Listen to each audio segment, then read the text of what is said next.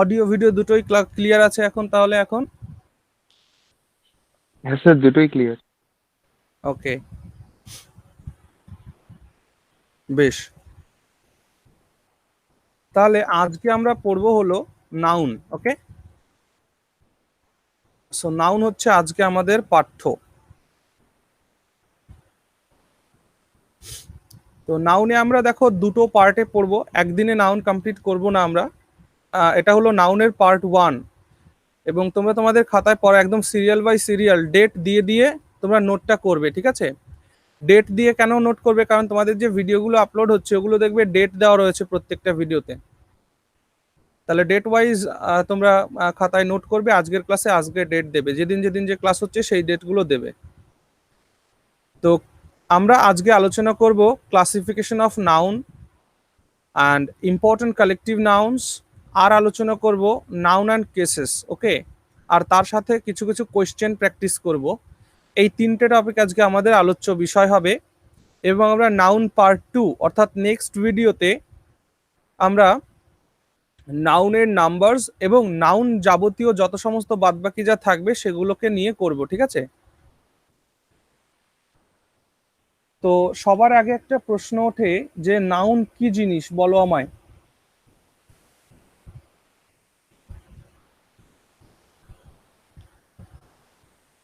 Noun sir বাক্যে যে কর্তা থাকে সেটা না স্যার, সেটাকে তো সাবজেক্ট বলে। স্যার নাউন বলতে স্যার যেটা বুঝি, যেমন স্যার কোনো নাম বোঝাতে, ইয়েস, কোনো তোমরা হ্যাঁ খুব ভালো বলেছো, নাউন মানে মানে স্যার অনুভব করি বা দেখতে পাই যা নাম। ইয়েস, এক কথায় নাউন মানে হচ্ছে নেমিং ওয়ার্ড। নাউন মানেই হচ্ছে নেমিং ওয়ার্ড, যে সমস্ত ওয়ার্ডের মধ্য দিয়ে নাম প্রকাশ পায় সেগুলো হচ্ছে নেমিং। এখন কথা হচ্ছে আমরা কতগুলো জিনিসের নাম জানতে পারি। দেখো, নাম্বার 1, আমরা কোনো পার্সনের নাম জানতে পারি, পার্সনের নাম হয়। নাম্বার 2, কোনো একটা প্লেসের নাম হয়, তাই না? নাম্বার 3, কোনো একটা জিনিসের নাম হয়, থিং। তারপরে আমরা বলতে পারি কোনো কিনা কোয়ালিটি, ঠিক আছে? কোনো একটা কোয়ালিটির নাম হয়। কোয়ালিটির নাম বলতে কি বোঝায় বলো তো একটু দেখি। আমরা কোয়ালিটিকে নাম দিয়ে প্রকাশ করতে পারি এমন একটা উদাহরণ বলো তো।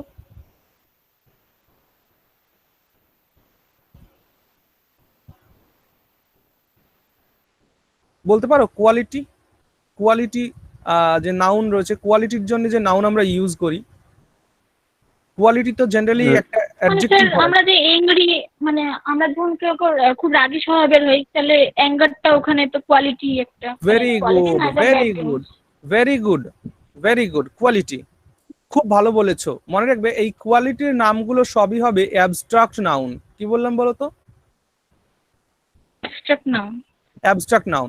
কোয়ালিটি মানে যেমন অনেস্টি, কাইন্ডনেস, বিউটিনেস, তারপর তুমি বললে অ্যাঙ্গার, এগুলো সবই কিসের মধ্যে পড়বে? এই কোয়ালিটির নামের মধ্যে পড়বে। আচ্ছা, তাছাড়াও আমরা আর কিসের নাম বলতে পারি? তাছাড়াও আমরা আর কিসের নাম বলতে পারি বলো? কন্ডিশন বলতে পারি, কন্ডিশন, কোন একটা কন্ডিশনের অবস্থা, ঠিক আছে? কন্ডিশন বলতে কেমন হয়? কন্ডিশন বলতে দেখো ইলনেস, মনে করো কেউ একজন অসুস্থ আছে, তার জন্য আমরা ইলনেস ইউজ করি। তারপরে আরো কিছু নাম হয়, দেখো আর কিসের নাম হতে পারে? অ্যাকশন, যে কোনো একটা অ্যাকশনের নাম হতে পারে অ্যাকশন, ঠিক আছে? অ্যাকশন জাতীয় নাম একটা উদাহরণ দিতে পারো? অ্যাকশন জাতীয় নাম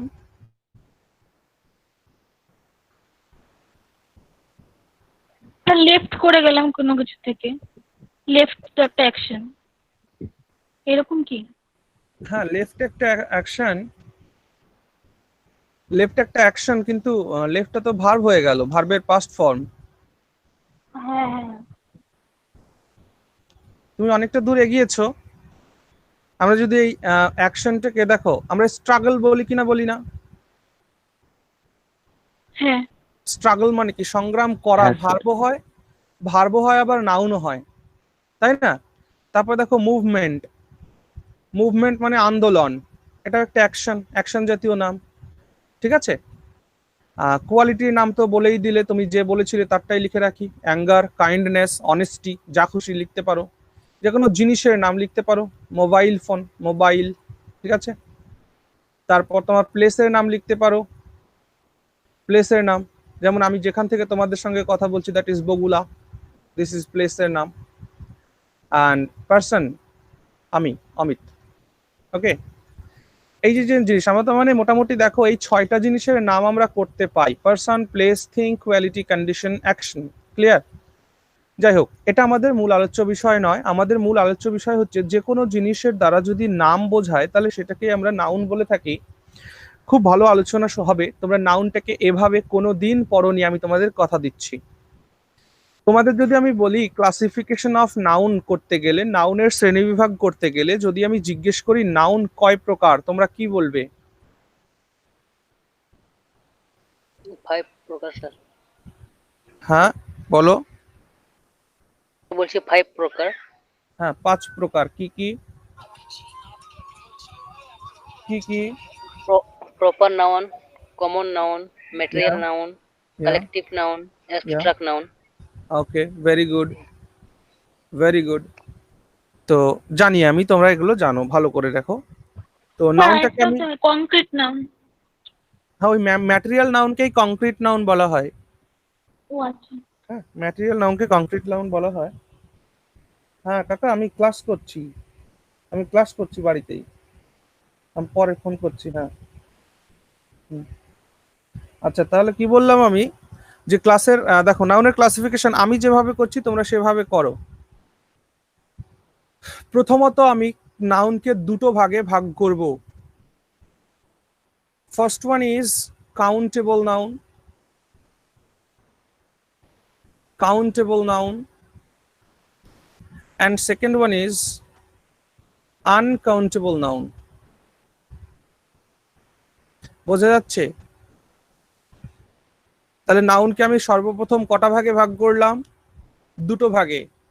number one is countable noun and number two is uncountable noun. Countable noun মানে যে সমস্ত নাউনকে কাউন্ট করা যায়, অর্থাৎ গোনা যায়। আর আনকাউন্টেবল মানে সেই সমস্ত নাম যাদেরকে আমরা গুনতে পারি না। তো মনে রেখো, কাউন্টেবল নাউনের ফার্দার 3টে ভাগ রয়েছে, ফার্দার 3টে ভাগ রয়েছে। That is proper noun. Okay, proper noun, 1 minute দাঁড়াও, প্রপার নাউনটা আগে লিখো না, 1 মিনিট।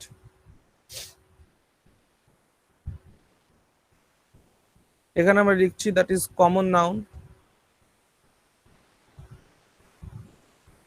Common noun.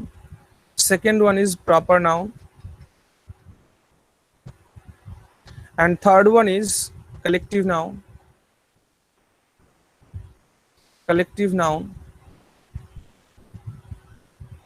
ঠিক আছে? and uncountable noun কেও দুটো ভাগে ভাগ করব আমরা, that is material noun। এই ম্যাটেরিয়াল নাউনকেও কেউ কেউ কংক্রিট নাউনও বলে থাকে, কংক্রিট নাউন। আর একটা রয়েছে তোমার আনকাউন্টেবল নাউনের মধ্যে, আরেকটা রয়েছে অ্যাবস্ট্রাক্ট নাউন, অ্যাবস্ট্রাক্ট নাউন। চলো, এটুকুন সবাই লিখে নিয়েছো?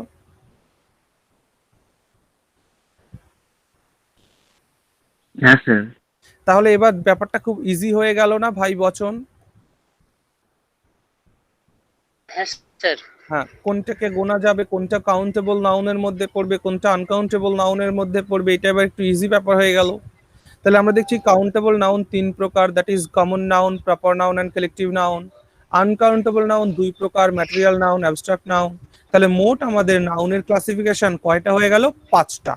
1 2 3 4 5। তাহলে নাউন হলো 5 প্রকার, কিন্তু সেই 5 প্রকারের মধ্যে আবার ভাগ রয়েছে, কোনোটা কাউন্টেবল হবে, কোনোটা আনকাউন্টেবল হবে। এবার আমি তোমাদের একটা যেটা করতে চাই সেটা হচ্ছে, তোমাদের আমি বাংলা মানে লেখাতে চাই। বাংলা মানে তোমরা কাউন্টেবলের পাশে বাংলায় মিনিং লেখো, কমন নাউনের পাশে লেখো, কমন নাউনের পাশে বাংলায় মিনিং লেখো। কারো মাইক হয়তো অন রয়েছে, মাইকটা অফ করে দাও। কারো মাইক অন রয়েছে, মাইকটা অফ করে দাও। মাইকটা অফ করে দিয়ে কমন নাউনের পাশে বাংলাতে লিখো জাতিবাচক নাম। এইগুলো কেন আসছে? জাতিবাচক নাম। আমি লিখছি না, তোমরা লিখে নাও। জাতিবাচক নাম, কমন নাউনের পাশে জাতিবাচক নাম লিখেছো। হ্যাঁ sir. Proper sir. Noun, proper নাউনের পাশে লেখো ব্যক্তিবাচক নাম। প্রপার নাউনের পাশে লেখো ব্যক্তিবাচক নাম। প্রপার নাউনের পাশে লেখো ব্যক্তিবাচক নাম। তাহলে প্রপার নাউনটা যদি ব্যক্তিবাচক নাম হয়, এই প্রপার নাউনটা মনে রাখবে, প্রপার নাউনকে ক্যাপিটাল লেটার নাউনও বলা হয়। কি বলা হয়? Capital letter noun. অর্থাৎ এই এই প্রপার নাউন সবসময় ক্যাপিটাল লেটারে ইউজ হয়। প্রপার নাউন সর্বদা ক্যাপিটাল লেটারে ইউজ হয়।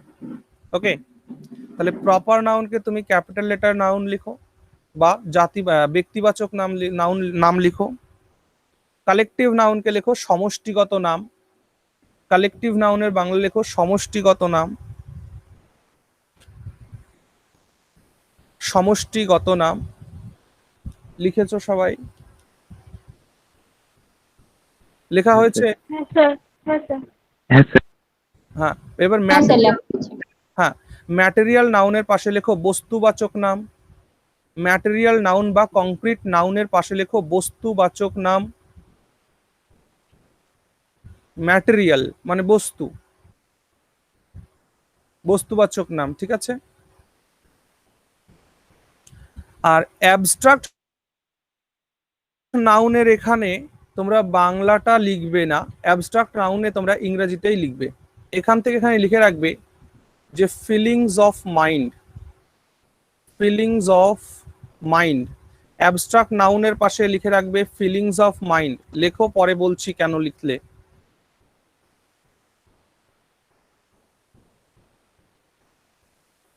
কি বলেছি বুঝতে পেরেছো? হ্যাঁ স্যার। আচ্ছা, অ্যাবস্ট্রাক্ট নাউন হচ্ছে ফিলিংস অফ মাইন্ড। এবার চলে এসো, তোমরা ভালো করে বুঝতে থাকো, তাহলে জীবনে কোনোদিন ভুলাবে না। দেখো, কমন নাউন মানে তুমি বলেছো জাতিবাচক নাম, তাই না? স্যার। হ্যাঁ স্যার। হ্যাঁ, তাহলে কমন নাউনের মধ্যে পড়বে হলো ম্যান।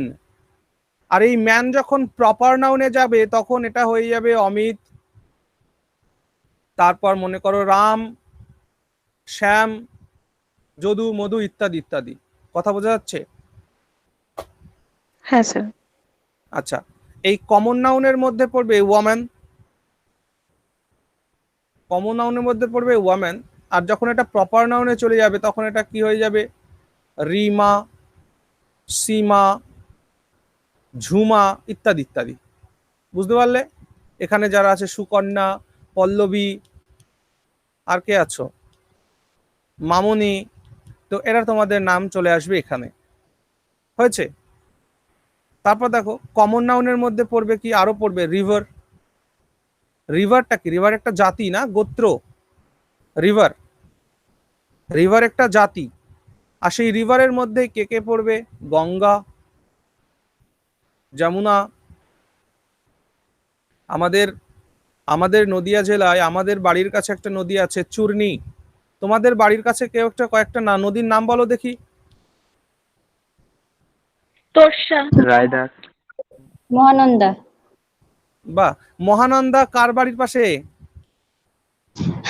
আমার বাড়ির পাশে। হ্যাঁ, তুমি উত্তরবঙ্গ থেকে? হ্যাঁ, মানে মালদার ওদিকে। আচ্ছা, আর তোরসার কার বাড়ির কাছে? স্যার আমার সুকন্যা। সুকন্যা, তোমার বাড়ি তো আলিপুরদুয়ার, তাই না? হ্যাঁ স্যার, ওই তোরসা মুজনি এই দুটো পড়ছে। হ্যাঁ, আচ্ছা। আর কেবল রায়ডাক বললে কে? স্যার আমি চন্দন। চন্দনের বাড়ি কোথায়? স্যার আমার বাড়ি কোচবিহারের তুফানগঞ্জ নামে একটা আচ্ছা, মহকুমা আছে কোচবিহার। এখানে। বাহ, তোমরা সবাই তো মানে বেশিরভাগই এই ক্লাসের বেশিরভাগই উত্তরবঙ্গের লোক। হ্যাঁ বচন স্যার। ভাই কোথাকার? বচন ভাই, বচন? স্যার ভাগীরথীর পাশে আজিমগঞ্জ, মুর্শিদাবাদ। মুর্শিদাবাদ, চিনেন তো? আজিমগঞ্জ। হ্যাঁ, তার মানে তোমার হ্যাঁ বাড়ির স্যার। পাশে গঙ্গা নদী। হ্যাঁ স্যার, গঙ্গা নদী আছে। হ্যাঁ, ভেরি গুড। তাহলে বলো, কমন নাউন আর প্রপার নাউনের ডিস্টিংশনটা বুঝতে পেরেছো? হ্যাঁ স্যার, হ্যাঁ হ্যাঁ স্যার স্যার। বুঝেছি। তাহলে কমন নাউন যেটাই হবে সেটা একটা জাতি বা একটা গোত্র হবে। আর প্রপার নাউন মানে সেই জাতি বা সেই গোত্রের একটা সেকশন হবে। বুঝতে পেরেছো কথাটা? হ্যাঁ স্যার। Very good. এবার চলে এসো কালেকটিভ নাউন। দেখো কালেকটিভ নাউন মানে হচ্ছে দলগত নাম। হ্যাঁ, এই দলগত নাম মানে এটা কয়েকটার কালেকশন দিয়ে তৈরি হয়। যেমন কালেকটিভ নাউন, আমরা এই কালেকটিভ নাউনটা হচ্ছে এক্সাম পয়েন্ট অফ ভিউ থেকে ভেরি ভেরি ইম্পর্টেন্ট।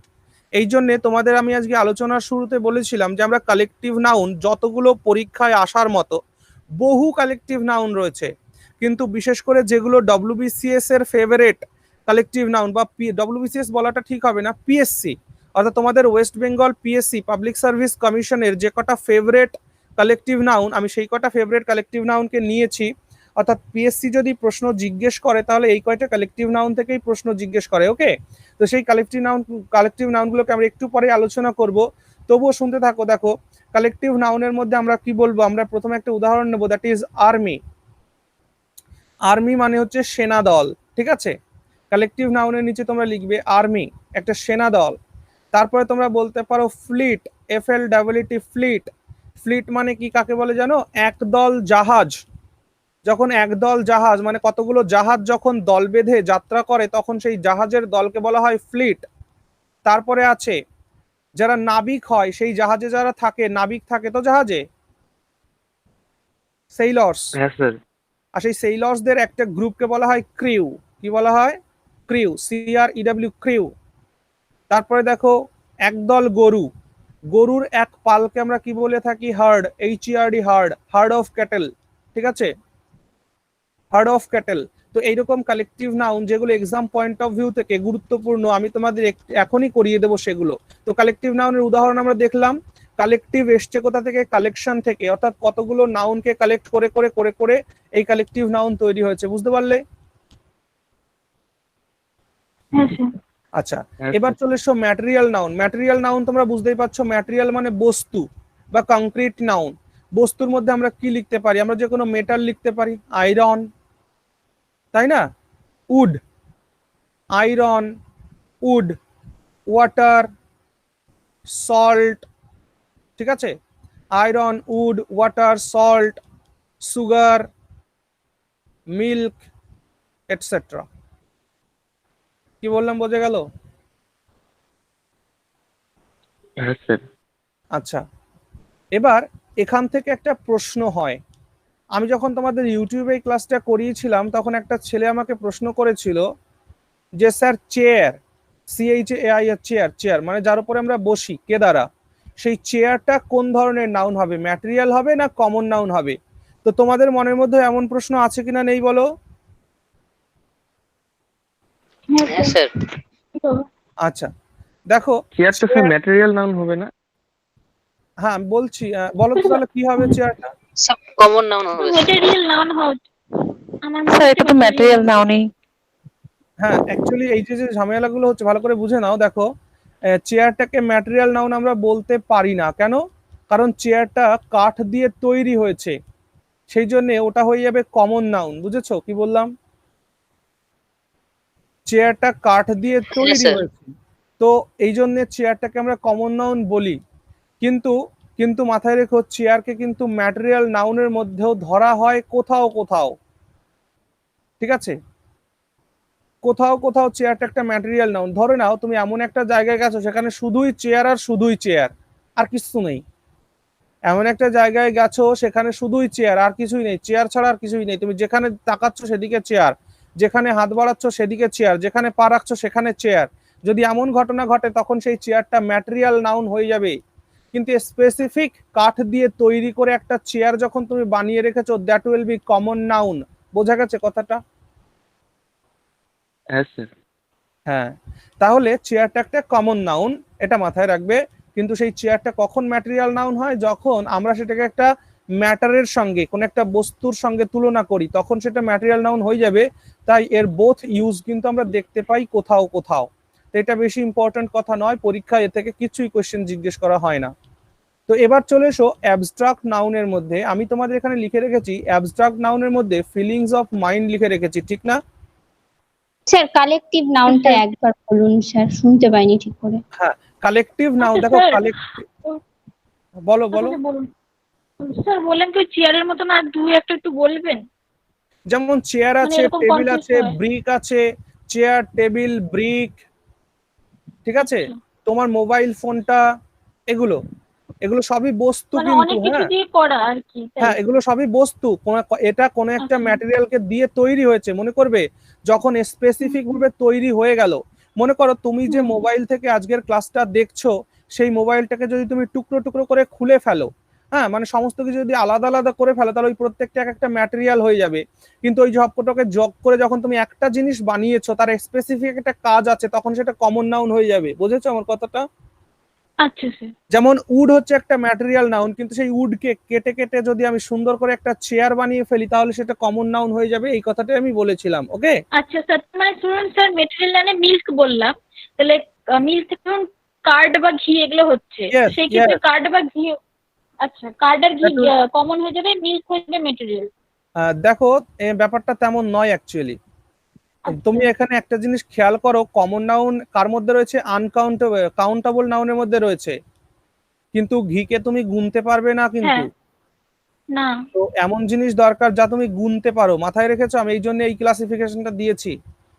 আচ্ছা আচ্ছা স্যার। দুধ থেকে দই তৈরি হচ্ছে, মাখন তৈরি হচ্ছে, তারপর তোমার রসগোল্লা তৈরি হচ্ছে, বিভিন্ন জিনিস তৈরি হচ্ছে, তাই না?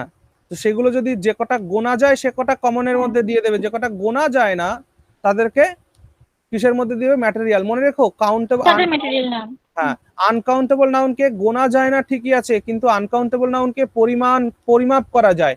সেটা কতটুকু, 1 কেজি না 1 লিটার, এরকম ভাবে পরিমাণ, মানে পরিমাপ করা যায়। গোনা মানে যাবে না, ধরুন পরিমাপ করা যাবে। গমের আটা, কিন্তু রুটিটাকে আমি গুনতে পারবো, গমের আটাটাকে আমি ইয়েস, গুনতে yes, very good. Bread, bread হয়ে যাবে কমন নাউন। ব্রেড কিন্তু ম্যাটেরিয়াল নাউন নয়। কিন্তু ফ্লার, যেটা ফ্লার, আটা, সেই আটাটা কিন্তু material noun, okay? Sir collective নাউনটা। হ্যাঁ, কালেকটিভ নাউনটা দেখো, কালেকটিভ এসছে কোথা থেকে? কালেকশন থেকে এসছে, কালেকশন। কালেকশন মানে কি? সংগ্রহ। আর কালেকশন এসছে কালেক্ট থেকে, COLLECT, কালেক্ট। কালেক্ট মানে কি বলো তো একটু? কালেক্ট মানে সংগ্রহ। একত্রিত সংগ্রহ করা। করা। তাহলে সংগঠিত। যখন তুমি কোনো কিছু সংগ্রহ করছো, একটা একটা করে কালেক্ট করে করে যখন তুমি কোনো নাম তৈরি করছো, দ্যাট ইজ কালেকটিভ নাউন। যাইছে কি আর্মি, একজন আর্মি মানে সেনা দল। একটা সেনা দলের মধ্যে একজন সেনা থাকবে না বেশ কয়েকজন থাকবে? অনেকজন থাকবে, মানে হ্যাঁ, আমার যেমন 5টা একটা, আঙ্গুল দিয়ে হাত হচ্ছে। Yes, yes, yes. আমার কথা বোঝা গেল? তাহলে মানে কালেকটিভ নাউন মানে যেগুলো হচ্ছে কালেকশন করে করে তৈরি হয়েছে। গ্রুপ, অ্যাকচুয়ালি মনে রাখবে, group or collection, group or collection of noun, group of noun or collection of noun, ঠিক আছে?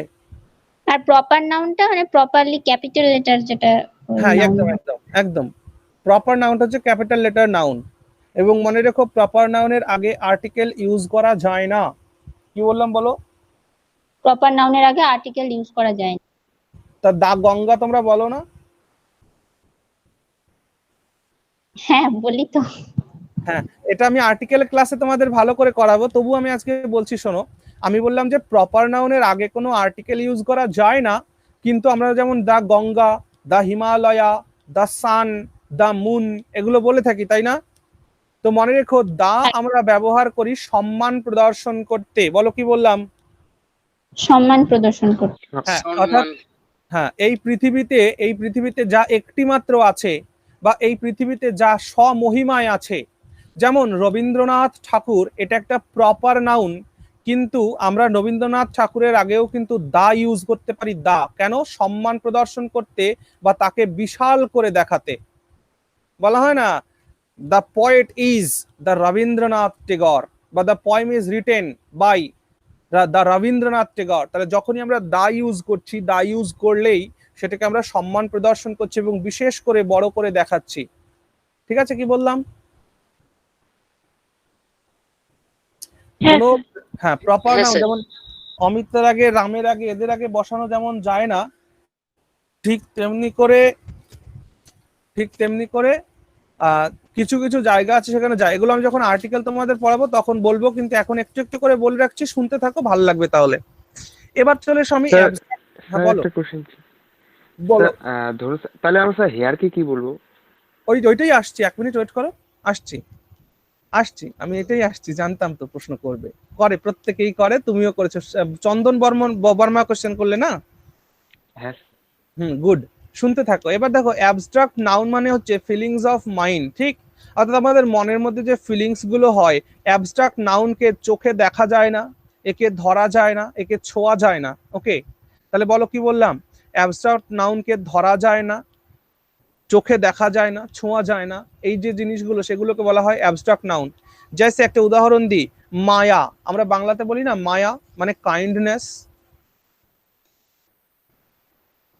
বলি কি না বলি না, বলো বলো তাহলে। হ্যাঁ স্যার বলি। এই কাইন্ডনেস কে কি টাচ করা যায়? এই না স্যার, ফিল কাইন্ডনেস কে করা কি যায় চোখে অনলি। দেখা যায়? এটা শুধুমাত্র ফিল করা যায়, শুধুমাত্র অনুভব করা যায়। এই জন্য বলেছি। তাহলে অ্যাবস্ট্রাক্ট নাউনের নিচে তোমরা লিখছো, অ্যাবস্ট্রাক্ট নাউনের নিচে তোমরা লিখছো যে কাইন্ডনেস, তারপর কি হিউমিলিটি। হিউমিলিটি মানে কি? আল্লাহ। হিউমিলিটি মানে নম্রতা বা ভদ্রতা, তাই না? তারপরে কি? কাইন্ডনেস, হিউমিলিটি, হ্যাপিনেস, ঠিক আছে, টায়ার্ডনেস, এই সমস্ত যেগুলো হচ্ছে ফিলিংস অফ মাইন্ড, এগুলো থাকবে। কিন্তু এইখানে একটা ব্যতিক্রম লিখে রাখবে, একটা হচ্ছে হেয়ার, আর একটা হচ্ছে স্টার। মনে রেখো, এই হেয়ার অ্যান্ড স্টারকে বলা হয় অ্যাবস্ট্রাক্ট নাউন। এই দুটো কিন্তু ব্যতিক্রমী, এবং এখান থেকে কিন্তু প্রশ্ন পরীক্ষা জিজ্ঞেস করে। হেয়ার অর্থাৎ চুল, চুল এবং তারা, এদেরকে বলা হয় অ্যাবস্ট্রাক্ট নাউন। আমায় জিজ্ঞেস করলে আমি বলতে পারবো না কেন বলে, এটা ব্যতিক্রমী। স্যার বুঝেছো চুল কি তো বলেছি? ধরা যায় স্যার।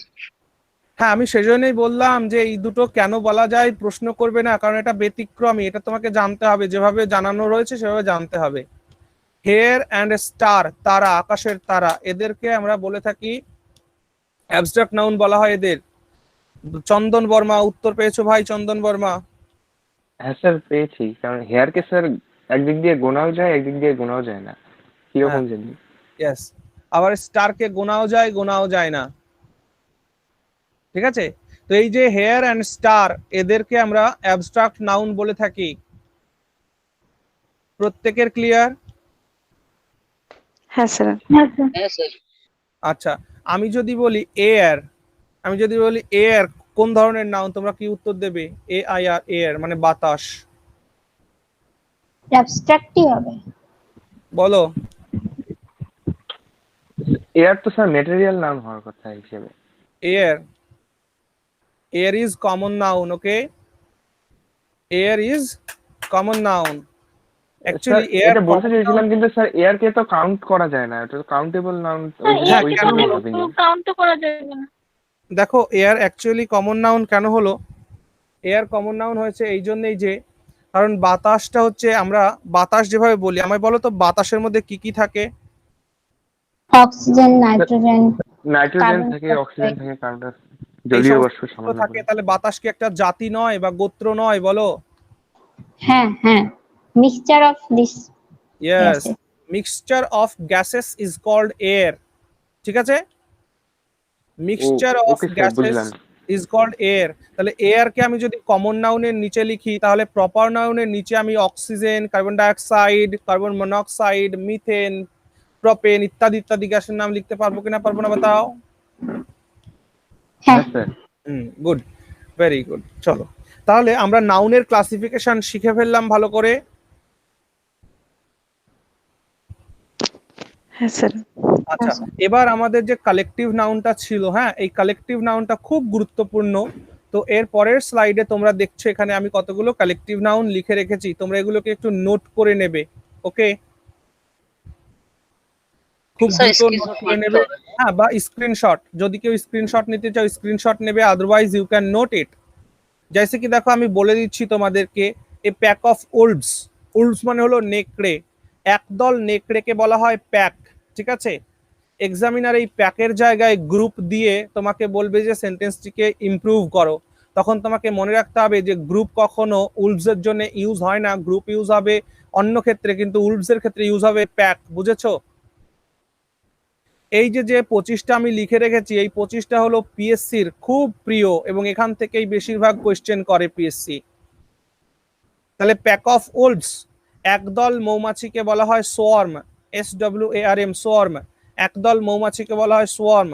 এক ঝাঁক মাছকে বলা হয় সোল, এক ঝাঁক মাছকে বলা হয় shoal, a shoal of fish. Okay, একদল চোর মানে কতগুলো চোর, তাদেরকে আমরা বলি গ্যাং, গ্যাং অফ থিভস। মনে রেখো ওয়ার্কম্যানদের ক্ষেত্রে, যারা শ্রমিকদের ক্ষেত্রেও কিন্তু গ্যাং ইউজ করা হয়। দেখো সেইলর্সদের ক্ষেত্রে ক্রিউ ইউজ করা হয়, আমি বলেছিলাম। শিপসের ক্ষেত্রে ফ্লিট ইউজ করা হয়, এ ফ্লিট অফ শিপস বা a crew of ships. A clump of trees, একদল গাছ এক জায়গায় থাকলে গাছেদের সমূহকে বলা হয় ক্লাম্প, CLUMP। বই, কতগুলো বই এক জায়গায় থাকলে সেটাকে বলা হয় লাইব্রেরি। একদল প্লেয়ারকে বলা হয় টিম। মানে কুকুরের বাচ্চা যদি অনেকগুলো কুকুরের বাচ্চা এক জায়গায় থাকে, বা অনেকগুলো বিড়ালের বাচ্চা, পাপিজ হোক বা কিটেন হোক, 10 দাগ বলছি আমি, পাপিজ হোক অথবা কিটেন হোক, বিড়ালের বাচ্চাই হোক বা কুকুরের বাচ্চাই হোক, তাদের জন্য মানে কালেকটিভ নাউন হবে লিটার, LITTER, লিটার। ঠিক না? গবাদি পশুর জন্য ইউজ করবে hard, A herd of cattle, HERD। এই যে ওয়ার্কম্যানদের জন্য গ্যাং ইউজ হয় বলে দিয়েছি। আর মানে মনে করো কোথাও কোনো পাথরের স্তূপ লাগানো আছে, হিপ ইউজ করবে, হিপ মানে স্তূপ, heap of stones. Bundle of sticks এর বান্ডেল হয়, কতগুলো লাঠি এক জায়গায় রাখা থাকলে বান্ডেল হয়। সোলজার্সদের হয় রেজিমেন্ট। ওকে, সোলজারদের হয় রেজিমেন্ট। এবার একটা কথা, রেজিমেন্ট অ্যান্ড আর্মি দুটোর মধ্যে তফাৎ কি? আর্মিরই বিভিন্ন পার্ট হয় রেজিমেন্ট, মানে কেউ কেউ এটার জন্য দক্ষ হয়, কেউ অন্য রেজিমেন্ট বলে, মানে ধরুন এক এক নাম দিয়ে ভাগ ভাগ করা থাকে। ইয়েস, আর্মি মানেও সেনা দল। হ্যাঁ, এবার আর্মিটার রেজিমেন্টের মধ্যে বোঝো, রেজিমেন্ট একটা স্পেসিফিক ব্যাপার। যেমন Bengal regiment, Bihar regiment, MP regiment, Rajasthan regiment, Gujarat regiment, এরকম রেজিমেন্ট থাকে, বুঝেছো? এবার এই রেজিমেন্টের মধ্যে থেকে আমি কাউকে, মনে করো 5টা রেজিমেন্ট থেকে 5 জনকে উঠিয়ে নিয়ে একটা যুদ্ধক্ষেত্রে পাঠিয়ে দিলাম, তখন তাদের গ্রুপটাকে বলি আর্মি। বুঝেছো কি বলেছি? যখন কোনো সৈন্যবাহিনীকে কোথাও ডিপ্লয় করা হয়, যখন কোনো সৈন্যবাহিনীকে কোথাও এঙ্গেজ করা হয়, কাজে লাগানো হয়, তখন সেই গ্রুপটাকে বলা হয় আর্মি। বাট সোলজার্সরা মেইনলি যে গ্রুপে থাকে, যেখান থেকে তাদের প্রশিক্ষণ হয়, সেই যে যে গ্রুপ, সেই গ্রুপগুলোকে বলা হয় রেজিমেন্ট। ক্লিয়ার? হ্যাঁ স্যার। ক্লিয়ার। আচ্ছা, ব্যান্ড অফ মিউজিশিয়ানসদের জন্য ব্যান্ড ইউজ করা হয়, ব্যান্ড। এখানে একটা জিনিস লেখা নেই, তোমরা লিখে নেবে। যারা ডান্সার, ঠিক আছে, ডান্সারদের জন্য ট্রুপ ইউজ করা হয়, ডান্সারদের জন্য ট্রুপ ইউজ করা হয়, ট্রুপ অফ ডান্সার। ঠিক আছে? তারপর ফ্লাওয়ার্স, ফুলের জন্য ইউজ করা হয় বুকে, একগুচ্ছ ফুল, তাকে আমরা বলে থাকি বুকে, BOUQUET, বুকে। দেখো একদল ভেড়া ইউজ করা হয় ফ্লক অফ শিপ। ঠিক আছে? একদল এলিফ্যান্টেরকেও হার্ড দিয়ে বোঝানো হয়, হার্ড অফ এলিফ্যান্টস। সিগারেট, অনেকগুলো সিগারেট এক জায়গায় থাকলে প্যাকেট হয়, প্যাকেট অফ সিগারেটস। আর গ্রেপস, আঙ্গুরের জন্যে চাবির জন্যে বাঞ্চ অফ গ্রেপস। অর্থাৎ একটা ডাল থেকে অনেকগুলো ঝুলে রয়েছে সেরকম একটা জিনিস হলে সেটাকে আমরা বাঞ্চ বলি, বাঞ্চ। এই বাঞ্চ অফ গ্রেপস, আঙ্গুর, একগুচ্ছ আঙ্গুর। তারপরে দেখো গ্রাসের জন্য ইউজ করা হয় tuft, TUFT, tough. Board of directors, কতগুলো ডিরেক্টরস এর সমূহকে বলা হয় বোর্ড অফ ডিরেক্টরস। নেটিভদের সমূহকে বলা হয় ট্রাইব। আর টুলস এর মানে গ্রুপ অফ টুলস কে বলা হয় সেট অফ টুলস। এই কটা খুব ইম্পর্টেন্ট। ওকে স্যার এই যে বলো বলো, আমি শুনছি। স্যার ট্রুপস যে বলা হয়, ট্রুপস অফ ডান্সারদের গ্রুপকে ট্রুপস বলা হয়, কিন্তু স্যার আমি অনেক জায়গায় এই ট্রুপস এর ইউজটা ওই আর্মি বা সৈন্যদের ক্ষেত্রে ইউজ করতে দেখেছি আর কি, ইউটিউবে বিভিন্ন জায়গায়, যে চায়না নিজেদের ট্রুপস এইখানে ডিপ্লয় করেছে। হ্যাঁ হতে পারে, কিন্তু ডান্সারদের ক্ষেত্রে ট্রুপ ইউজ হয়। আমি এগুলো প্র্যাকটিস করিয়ে দেবো। ঠিক আছে স্যার। তুমি ঠিক বলেছো, হ্যাঁ হতে পারে। এবার দেখে নাও, এটা লিখে নাও, তোমরা এগুলো লিখে নেবে একটু খাতায় জলদি। এ হার্ড অফ এর পরে আমরা কি লিখতে পারি বলো, প্র্যাকটিস তোমাদের এটা একটু আগেই পড়ে এসছো। A herd of, cattle. Yes, a herd of cattle. তারপরে বলো 2 দাগে কি হবে, a litter of, a litre of, puppies. Puppies or kittens. হ্যাঁ হ্যাঁ, কিটেন। পাপিজও হতে পারে, কিটেন্স হতে পারে, ঠিক, ভেরি গুড। তারপরে বলো কি আছে, আ হোস্ট অফ ড্যাশ, হোস্টটা তোমরা শেখোনি, এটার জন্য বলছি লিখে নেবে। পরি চেনো, পরি, পরি বলতে পারো, দেবদূত বলতে পারো, যারা কিনা ভিন গ্রহের লোক তাদের জন্য হোস্ট ইউজ করা হয়। A host of angel, a host of angels, ANGELS, a host of angels. 4 দাগে কি বলবে, a team of player. Players, very good. তারপরটা বলো, এ শিপ অফ,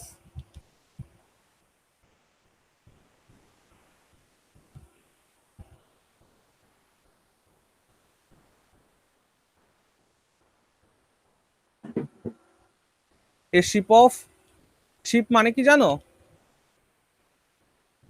না স্যার, জানি না আমি। আচ্ছা, তোমরা কেউ ধান গাছ দেখেছো, ধান গাছ? হ্যাঁ দেখেছি। হ্যাঁ স্যার। হ্যাঁ স্যার। হ্যাঁ, ওই ধান গাছ যখন ধান যখন কাটা হয়, কেটে কেটে ছোট ছোট ছোট ছোট বান্ডিল করা হয় না, হ্যাঁ হ্যাঁ স্যার করা ওইগুলোকে হয়। বলা হয় শিপ। ওইগুলোকে বলা হয় শিপ, মানে গোছা বা গুচ্ছ, এক গুচ্ছ। মানে এক একটা ধান দেখবে, একটা একটা গাছ থাকে না, অনেকগুলো করে গাছ থাকে একটা গোছায়। হ্যাঁ একটা ধান যখন লাগানো হয় দেখবে 4-5টা ধানের গাছ একসাথে নিয়ে পুঁতে দেওয়া হয় না মাটিতে, আর সেটা যখন হ্যাঁ বড় স্যার। হয়ে যায় তখন দেখবে যে 4-5টা গাছ একসঙ্গে রয়েছে, তার থেকে ধান বেরিয়েছে। ওই যে 4-5টা গাছের যে গুচ্ছ, ওটাকে বলা হয় শিপ, SHEAF, শিপ। তাহলে লিখবে sheaf of corn, CORN, sheaf of corn. Corn, corn মানে কি জিনিস বলতে পারো? ভুট্টা। ভুট্টা। ইয়া, কর্ন মানে হচ্ছে এমন ফসল যাদের খোসা ছাড়িয়ে খেতে হয়। কি বললাম বুঝেছো? খোসা হ্যাঁ ছাড়িয়ে স্যার। খেতে হয়, যেমন ধানের আমরা খোসা ছাড়িয়ে খাই। ওকে, তারপরটা বলো কি আছে, আর troop. A troop of dancer. Yes, a troop of dancer. এই ট্রুপের ক্ষেত্রে লিখে রাখো, এই ট্রুপের ক্ষেত্রে তোমরা লিখবে, ডান্সার লিখেছো, আর হ্যাঁ লিখবে হ্যাঁ স্যার। ডান্সার পরে কমা দিয়ে লেখো সোলজার, সোলজার্স, সোলজার্স, কমা দিয়ে লেখো চিলড্রেন, চিলড্রেন।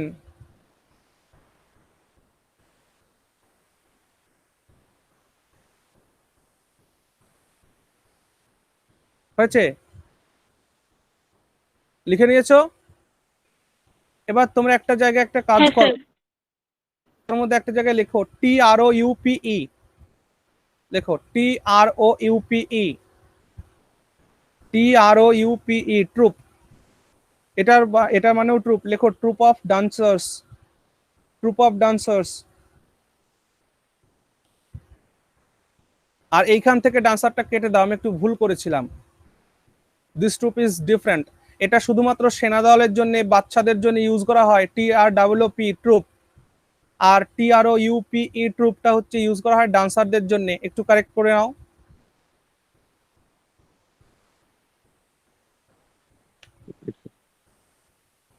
বুঝতে পারছো? মানে এখানের বানানটা যেটা রয়েছে এটার জন্য আর্মি ইউজ হবে, কিন্তু যদি এরকম থাকে TROUPE, ট্রুপ, এটা হচ্ছে একদল মানে যারা নাচে আর কি, ডান্সারদের ট্রুপ, ঠিক আছে? আচ্ছা, তারপর কি আছে ঠিক বলো আছে। তুমি? 7 দাগ না, a suit of, a suit of sir চিলড্রেনটা কোনটায় বলেন এই ট্রুপের ট্রুপ, মধ্যে? TROOP, আ- 6 আচ্ছা। দাগে, 6 দাগে। এখানে তোমরা সোলজার্সও লিখতে পারো, সোলজার্সও লিখতে পারো, অ্যান্ড এর সঙ্গে প্লাস দিয়ে চিলড্রেনও লিখবে। বাচ্চাদের একদল, বাচ্চাদেরকে ট্রুপ বলা হয়, ঠিক আছে? আচ্ছা, তারপরে এ স্যুট অফ কি, 7 দাগ বলো। এ স্যুট অফ ক্লথস লেখো, এ স্যুট অফ ক্লথস, পোশাক, আমাদের যে ড্রেস পত্র রয়েছে পোশাক, স্যুট অফ ক্লথস। 8 দাগে বলো এ ফ্লক অফ, একটু আগে পড়েছো, a flock of sheep sheep sheep. Okay, আচ্ছা পাখিদের ক্ষেত্রেও কিন্তু ফ্লক ইউজ করা হয়, অবলিক দিয়ে বার্ডস লিখে রাখো, শিপ লিখবে, এ ফ্লক অফ শিপস অথবা বার্ডস, ঠিক আছে। তারপর 9 দাগ a pair of shoes shoes অথবা সক্স, যাই বলো, জুতো মোজা যা খুশি। হুম, এটা চলবে 7টা, আবার 7:30 থেকে আছে আবার, লিখে নিয়েছো? হ্যাঁ স্যার। পেয়ার অফ হ্যাঁ স্যার শুজ, এদের পরে কিন্তু সব সময় কিন্তু প্লুরাল নাউন বসবে ভাইয়া। এটা এখান থেকেও কোশ্চেন করে কিন্তু, কালেকটিভ নাউনের পরে অফ প্লাস প্লুরাল নাউন। কি বললাম বুঝেছো? কেউ যেন হ্যাঁ স্যার সিঙ্গুলার করো না। এ পেয়ার অফ শুজ নাকি শু, এ পেয়ার অফ সক্স নাকি সক। ওকে, আচ্ছা 10 দেখি আছে, চেস্ট অফ, 10 দেখে বাতাও, এ চেস্ট অফ ড্রয়ার্স,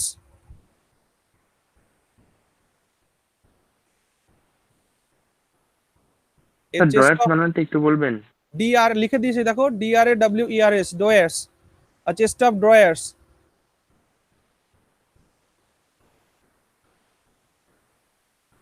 ঠিক আছে, এর চেস্ট অফ ড্রয়ার্স কোথায় থাকে বলো তো?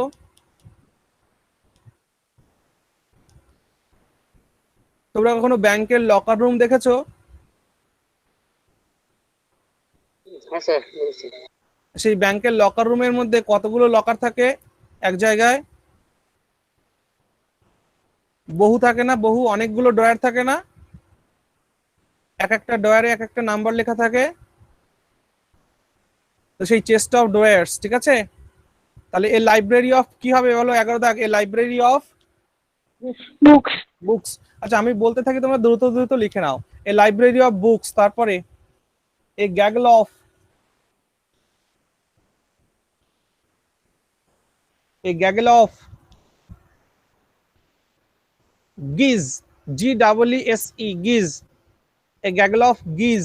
এগুলো পরীক্ষায় আসে কিন্তু খুব, আমি সেগুলোই বেছে বেছে নিয়েছি। স্যার স্ক্রিনটা বলবেন একটু? জি ডাবল এস ই লিখে দিয়েছি দেখো, জি ডাবল এস ই, গিজ। গিজটা কার প্লুরাল ফর্ম? হ্যাঁ বলো। গুজ। হ্যাঁ goose, goose. Very good, G double O S E, goose, G double O S E, G double O S E, goose. গুজের প্লুরাল ফর্ম হচ্ছে গিজ।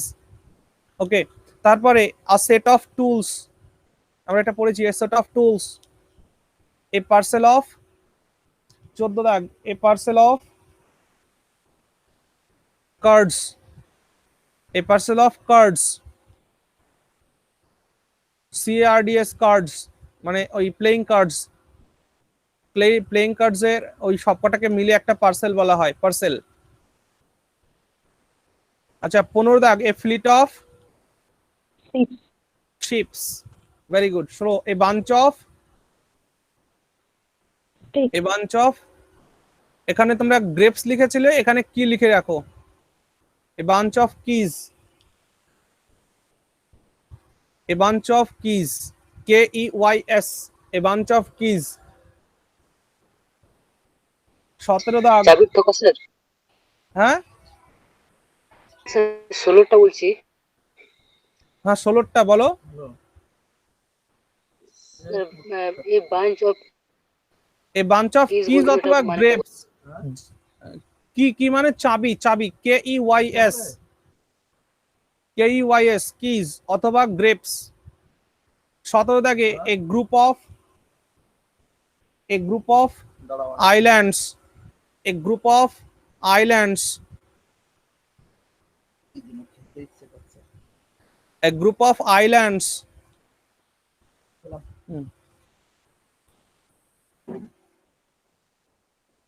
স্যার দুই একটা এ লিটার অফ মিল্ক বলেছিলেন। No no no no, a litre of kitten অথবা puppies. এই litter ওই litre এক নয়, ওই লিটারে বানানো হলো LITER, এটা দুটো টি আছে দেখো। হ্যাঁ হ্যাঁ হ্যাঁ ঠিক। আচ্ছা, স্যার গ্রুপটা তো ওই গ্রুপ অফ বয়েজও অনেক ক্ষেত্রে বলতে হ্যাঁ শেষ হয়তো হয়। ওগুলো তো তোমরা জানো ভাই, কিন্তু এক্সামিনেশন পয়েন্ট অফ ভিউ থেকে যেগুলো তোমাদের পরীক্ষা আসার মতো আমি সেগুলোই লিখিয়ে দিচ্ছি। ওকে group of students, group of boys, group of girls, এগুলো তো হয়, তোমরা জানো এগুলো। কিন্তু আইল্যান্ডের ক্ষেত্রে কি হবে সেটাও লিখে রাখো, এ গ্রুপ অফ আইল্যান্ড। তারপরে এ ক্রাউড অফ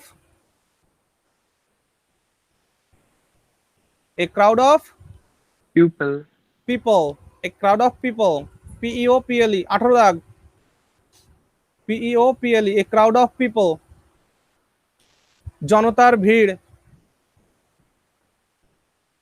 তোমরা আমায় বলতে পারো ক্রাউড আর মব এর মধ্যে তফাৎ কি?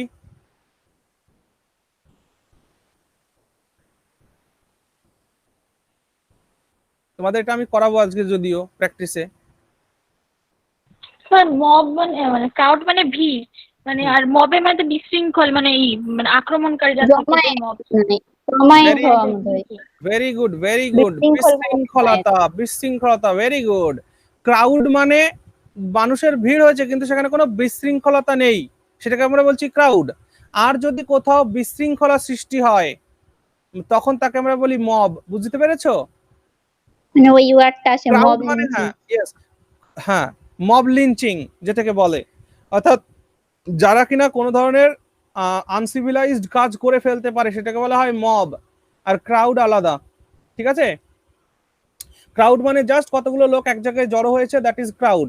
কিন্তু মনে করো কোনো একটা রাজনৈতিক দলের জনতা এক জায়গায় জড়ো হয়েছে, তারা টায়ার টায়ার এদিক সেদিক করে জ্বালানোর ব্যবস্থা করছে, কোথাও কোথাও ভাঙচুর করতে যাচ্ছে, তখন সেই ভিড়কে বলা হয় মব। ওকে, খুব ইম্পর্টেন্ট কিন্তু এই দুটো ডিফারেন্স। পরীক্ষায় তোমাদের কোশ্চেন দেয়, আমি প্রিভিয়াস এর কোশ্চেন তোমাদের জন্য নিয়ে এসেছি আজকে ক্লাসের শেষে 5টা মতো, সেগুলো করবে।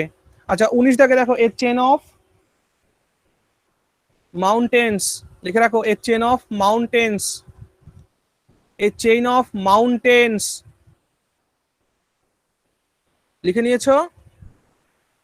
এ চেন অফ মাউন্টেন্স। 20 দাগ,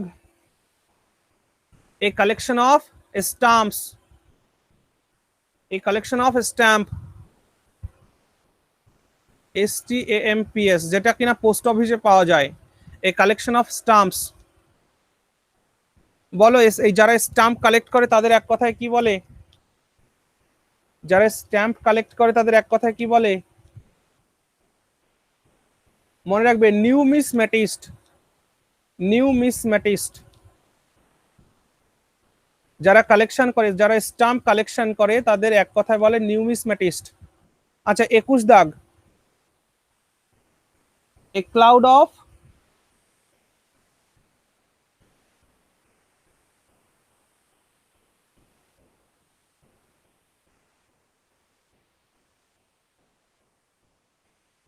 এ ক্লাউড অফ লকাস্ট, লিখে নাও, a cloud of locust, LOQUSTS,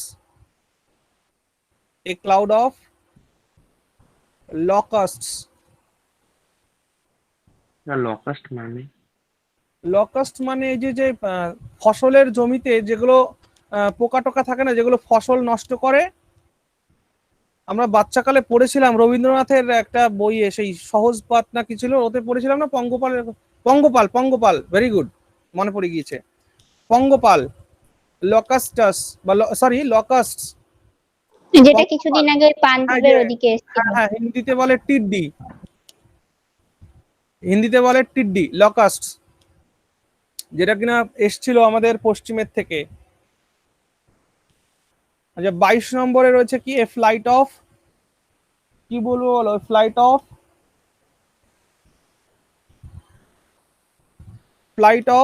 birds, flight of birds. পাখিদের ক্ষেত্রে ফ্লাইট ইউজ করা হয়, ফ্লাইট অফ বার্ডস। আবার পাখিদের ক্ষেত্রে কি ইউজ করা হয়েছিল আগে বলো? ফ্লক। পাখিদের ক্ষেত্রে কিন্তু ফ্লকও ইউজ করা হয়েছিল। তো তোমাকে কখনোই কনফিউশনাল কোশ্চেন দেবে, মানে অপশন দেবে না, যে কোনো একটা অপশনই থাকবে, ঠিক আছে? আচ্ছা 23 দাগ, a galaxy of, star stars, very good. A galaxy of stars, galaxy মানে নক্ষত্র মণ্ডল। A galaxy of stars, an assembly of listeners, লিখে রাখো, an assembly of listeners, শ্রোতা।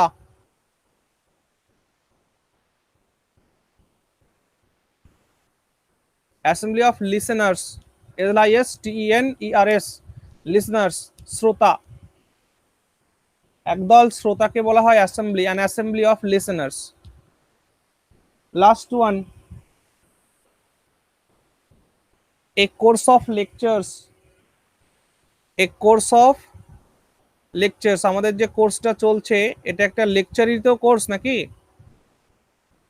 হ্যাঁ স্যার। হ্যাঁ এ স্যার। Course of lectures. কিন্তু মাথায় রেখো তোমরা আরেকটা পয়েন্ট লিখে রাখবে, নিচে লেখো তো এ সিরিজ অফ লেকচার। লেকচারের আগে সিরিজও কিন্তু বসানো হয়, অনেকগুলো লেকচারকে একসঙ্গে বলা হয় সিরিজ, SERIES। আর সিরিজ অফ লেকচারও লিখে রাখবে, a series of lectures, a series of lectures. হয়েছে? তো মোটামুটি এই কয়েকটা কালেকটিভ নাউন তোমরা একটু বাড়িতে দেখবে, এগুলোকে মুখস্থ ভাবে করবে না কিন্তু, হ্যাঁ, এগুলোকে মুখস্থ কোন একটা নেমনিকের সাহায্যে মুখস্থ করবে, এমন ভাবে পড়বে যাতে এটা কয়েকদিনের জন্য মাথায় থাকে এবং বারে বারে দেখবে। এরকম কালেকটিভ নাউন বহু আছে, কিন্তু এগুলো এক্সাম পয়েন্ট অফ ভিউ থেকে ইম্পর্টেন্ট, ঠিক আছে? Sir A Okay, sir. Course of Fox বলেছিলেন না? ফক্স কোনটা কোনটা? 25 25, এ কোর্স অফ লেকচার্স ও লিখে দিয়েছি তো, দেখো, এ কোর্স অফ লেকচার্স অথবা হ্যাঁ। Series of lectures. লেকচারের জন্য সিরিজও ইউজ করা হয়, কোর্সও ইউজ করা হয়।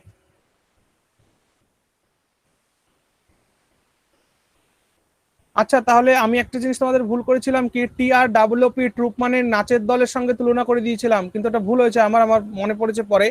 TROUPE ট্রুপ, এই ট্রুপ মানে হচ্ছে নাচের দল, হ্যাঁ। আর TRWP ট্রুপ মানে সেনা দল অথবা বাচ্চাদের দল, ঠিক আছে?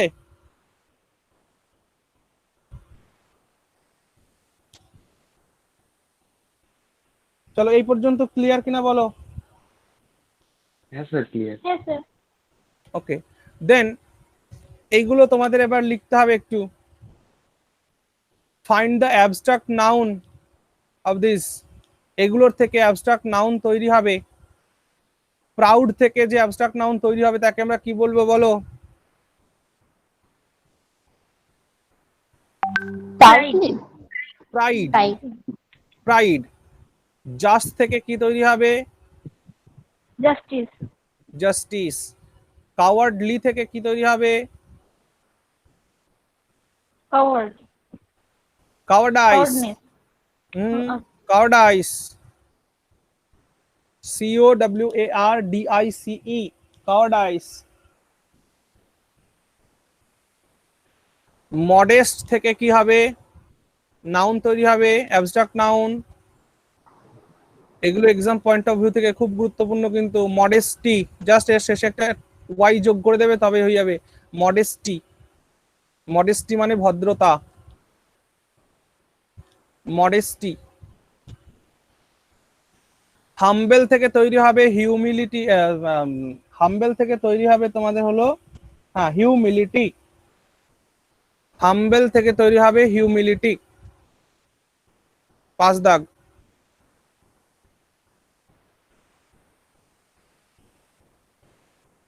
হিউমিলিটি,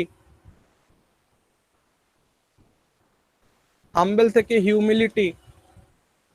প্রেজেন্ট থেকে কি হবে বলো? প্রেজেন্স, প্রেজেন্ট থেকে তৈরি হবে প্রেজেন্স। পুয়ার থেকে তৈরি হবে পভার্টি, পুয়ার থেকে তৈরি হবে পভার্টি। ওয়াইড থেকে কি তৈরি হবে বলো? উইডথ, ওয়াইড থেকে তৈরি হবে উইডথ, WIDTH, উইডথ। সুইট থেকে কি তৈরি হবে বলো? জাস্ট এর সঙ্গে NESS যোগ করে দেবে, সুইটনেস। ইয়াং থেকে কি তৈরি হবে বলো? ইউথ। ইয়াং থেকে তৈরি হবে ইউথ। লাফ থেকে তৈরি হবে লাফটার, জাস্ট টিইআর এর সঙ্গে যোগ করে দেবে, লাফটার। লাফ থেকে তৈরি হবে লাফটার, LAUGHTER, লাফটার। অবে থেকে তৈরি হবে অবেডিয়েন্স, অবেডিয়েন্স। অবে থেকে তৈরি হবে অবেডিয়েন্স।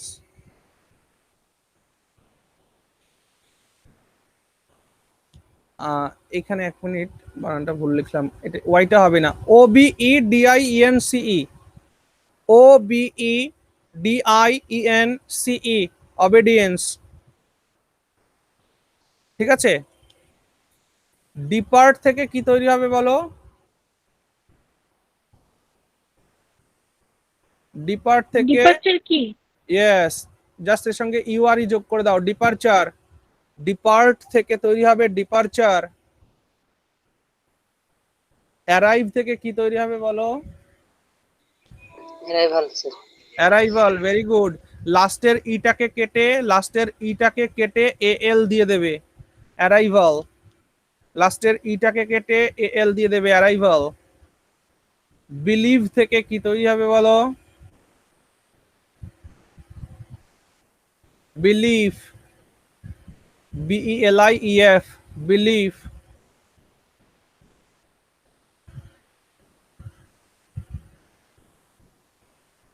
চুজ, চুজ থেকে কি তৈরি হবে? অ্যাবস্ট্রাক্ট নাউন,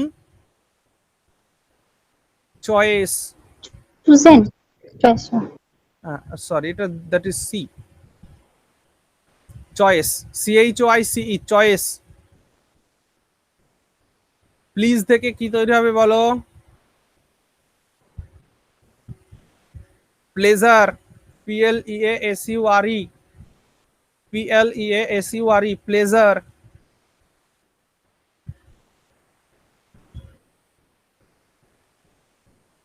হয়েছে।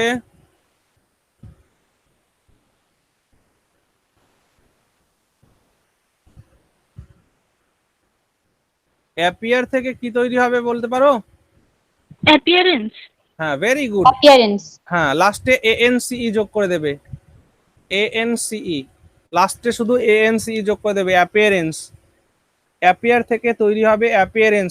তোমরা সুন্দর করে নোট করছো তো? হ্যাঁ স্যার। হ্যাঁ, এগুলো নোট করবে কিন্তু। হ্যাঁ, এগুলো হচ্ছে এক্সাম পয়েন্ট অফ ভিউ থেকে খুব গুরুত্বপূর্ণ। কারণ আমি যখন তোমাদেরকে ওই যে এরর কারেকশন বা যে কোনো ধরনের প্র্যাকটিস করাবো না, তখন তোমরা দেখবে এইগুলো ওইখানেই রয়েছে, এইগুলোই রয়েছে, এগুলো থেকেই কোশ্চেন দেওয়া হয়। Appear, appearance. ডিফেন্ড থেকে কি হবে? Defend, defence. Very good. DEFENCE, ই। DEFENCE, defence.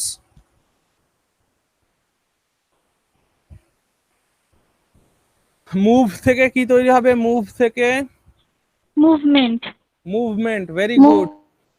movement very good, very good. Move থেকে তৈরি হবে মুভমেন্ট, জাস্ট MENT যোগ করে দেবে লাস্টে।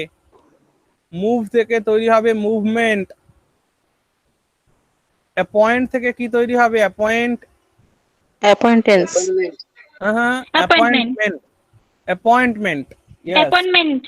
হ্যাঁ হ্যাঁ, অ্যাপয়েন্টমেন্ট তৈরি হবে, ইয়েস। প্রোটেক্ট থেকে কি তৈরি হবে? প্রোটেক্ট,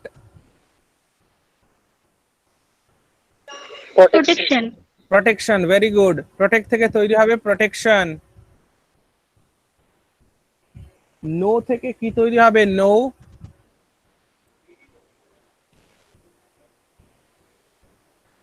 23 দাগ। নো থেকে কি তৈরি Knowledge. হবে? Knowledge, very good.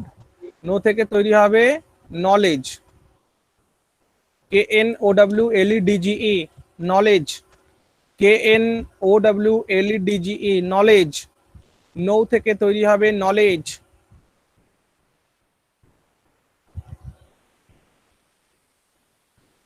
Sir appointment বললেন হ্যাঁ, অ্যাপয়েন্টমেন্ট, ইয়েস। জাস্ট MENT যোগ করে দেবে, অ্যাপয়েন্টমেন্ট।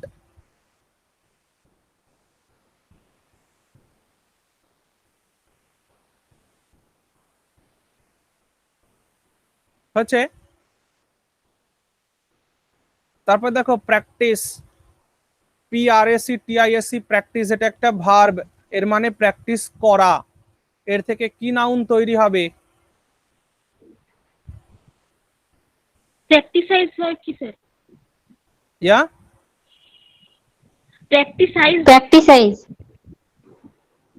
এটা তৈরি হবে প্র্যাকটিস, দ্যাট ইজ নাউন। উপরেরটা ভার্ব, নিচেরটা noun. SE verb, CE noun. Practice, practice, practice, practice. উপরেরটা জ, নিচেরটা স।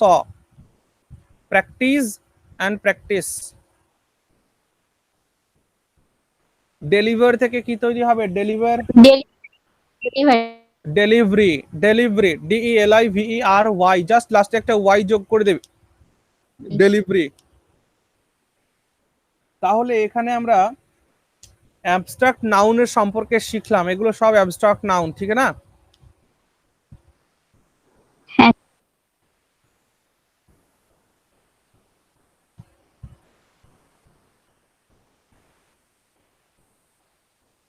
ওকে, ওকে, চলো এবার তাহলে এটুকুন সবার ক্লিয়ার হয়েছে? হ্যাঁ স্যার, ক্লিয়ার। হ্যাঁ স্যার। এবার আমরা আজকে আমাদের নেক্সট কনসেপ্ট যেটা করব, that is noun and cases, ঠিক আছে? Noun and case. কেসকে বাংলায় বলে কারক। বাংলায় কি বলে? কারক। আচ্ছা, তোমরা কেউ বাংলার স্টুডেন্ট আছো এখানে?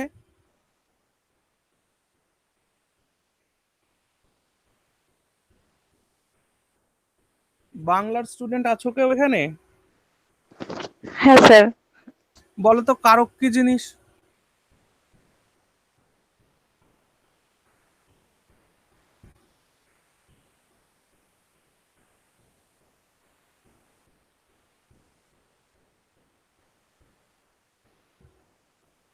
একটা সত্যি কথা বলি, এই কারক মানে এই কারক টারক যখন আমি ক্লাস 10-এ পড়েছি, জীবনেও কোনোদিন এগুলো পড়িনি আমি, এই কারক মারক। আমি কর্মকারক, জ্ঞানকারক। হ্যাঁ, ওই যে আছে না, করণ কারক, কর্মকারক, এই মুহূর্তে ভুলে গেছি স্যার। কারক, অপাদান কারক, সম্পাদন কারক। এর জন্য আবার সূত্র আছে না, কি একে দিয়ে তাকে দিয়ে কি কি যেন একটা সূত্র আছে, এইভাবে হ্যাঁ স্যার। মানে কে পড়ে। তো যাই হোক, আমাদের ওই ঝামেলার মধ্যে যে কোনো দরকার নেই। আমরা নাউনের কেস শিখব। নাউনের কেসটা আগে কি জিনিস সেটা আমাদের আগে জানা দরকার। দেখো, আমরা যখন কোনো সেন্টেন্স লিখি, সেই সেন্টেন্সের মধ্যে সাবজেক্ট থাকে অ্যান্ড অবজেক্ট থাকে, তাই তো? হ্যাঁ স্যার। হ্যাঁ, এবার আমি বলেছিলাম তোমাদের সাবজেক্টের প্লেসে এবং অবজেক্টের প্লেসে নাউন বা প্রোনাউন ভিন্ন আর কেউ বসতে পারে না, ঠিক কিনা বলো তো? হ্যাঁ স্যার। আচ্ছা, এবার ওই যে যে বাক্যে যেখানে যেখানে নাউন বসছে, কি বললাম বলো?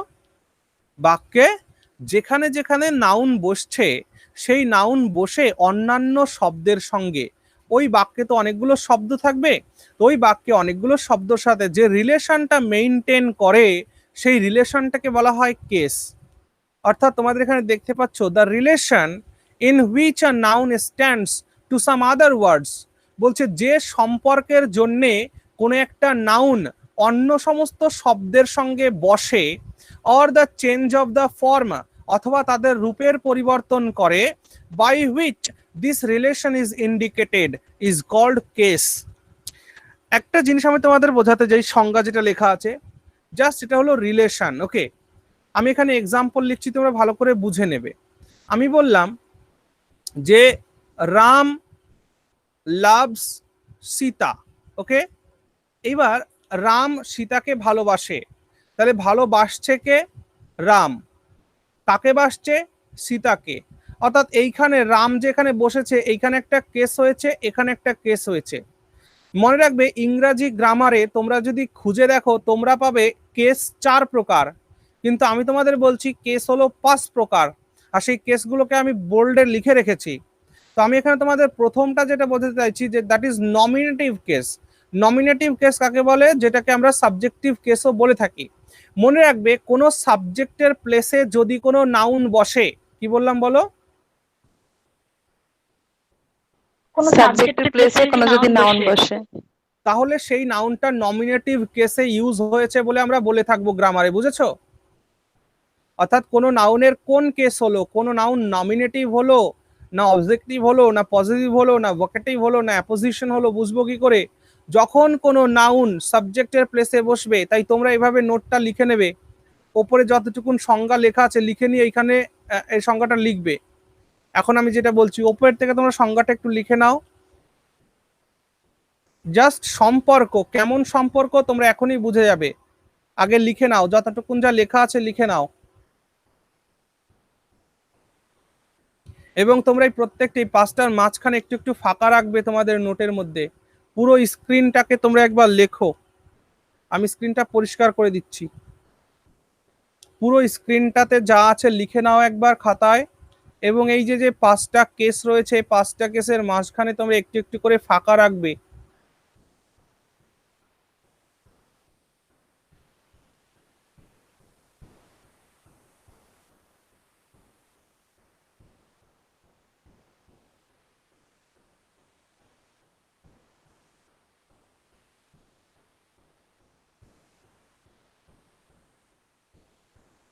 লেখা হয়ে গেলে আমায় বলবে।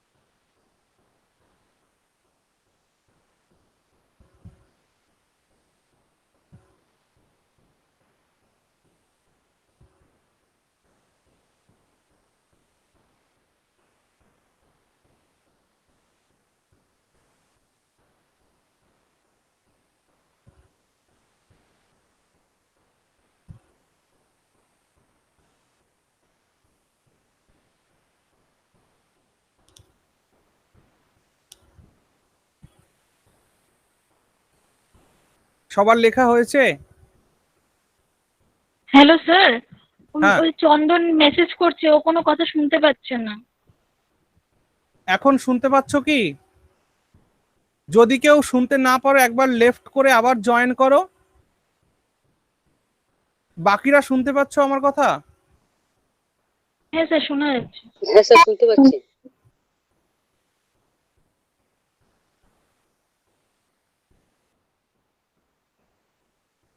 চন্দনকে তাহলে বল তো, ওকে লেফট করে আবার ইয়ে করতে বল।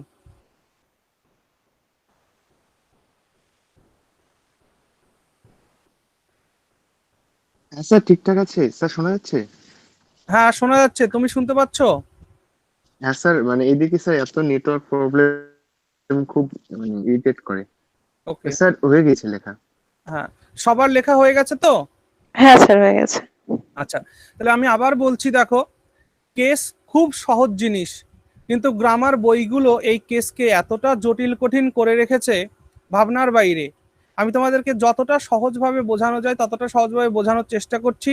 এবং আজকের পর থেকে কেস সম্পর্কে তোমাদের আর কোনোদিন কোনো সমস্যা থাকবে না বলে আমার দাবি। ওকে, আচ্ছা, তাহলে তোমরা এখানে দেখতে পাচ্ছ কেস মানে হলো রিলেশন। কার সঙ্গে কার? একটা নাউনের সঙ্গে ওই বাক্যে ব্যবহৃত হওয়া অন্য শব্দগুলোর একটা রিলেশনকে আমরা বলি কেস। ওকে, কেমন করে হচ্ছে ঘটনাটা দেখো। আমরা কেসকে মূলত, তোমরা গ্রামার বই যখন দেখবে তোমরা দেখবে একটা কেসকে চারটে ভাগে ভাগ করা আছে। কিন্তু আমি বলবো যে একটা কেসের চারটে ভাগ নয়, একটা কেসের মোট হয় পাঁচটা ভাগ। সেই পাঁচটা ভাগের এই লাস্টের অ্যাপোজিশনটাকে ওরা ডিলিট করেই দিয়েছে। তো অ্যাপোজিশনটাও একটা কেস, এটাও আমাদের মাথায় রাখতে হবে। চলো এবার আমরা শিখতে থাকি অ্যাকচুয়ালি কেসটা কি। তোমরা দেখতে পাচ্ছ প্রথমটায় লেখা রয়েছে নমিনেটিভ কেস বা সাবজেক্টিভ কেস। তো নমিনেটিভ কেস বা সাবজেক্টিভ কেসের নিচে তোমরা লিখে রাখবে, তোমরা এখানে এইভাবে দাগ দিয়ে লিখে রাখবে, যখন কোনো নাউন নমিনেটিভ কেসের কোণে লিখবে, যখন কোনো নাউন সাবজেক্ট এর স্থানে বসে যখন কোনো নাউন সাবজেক্টের স্থানে বসে তখন সেই নাউন এর নমিনেটিভ বা সাবজেক্টিভ কেস হয়। তখন সেই নাউনের নমিনেটিভ বা সাবজেক্টিভ কেস হয়। তখন সেই নাউনের নমিনেটিভ বা সাবজেক্টিভ কেস হয়।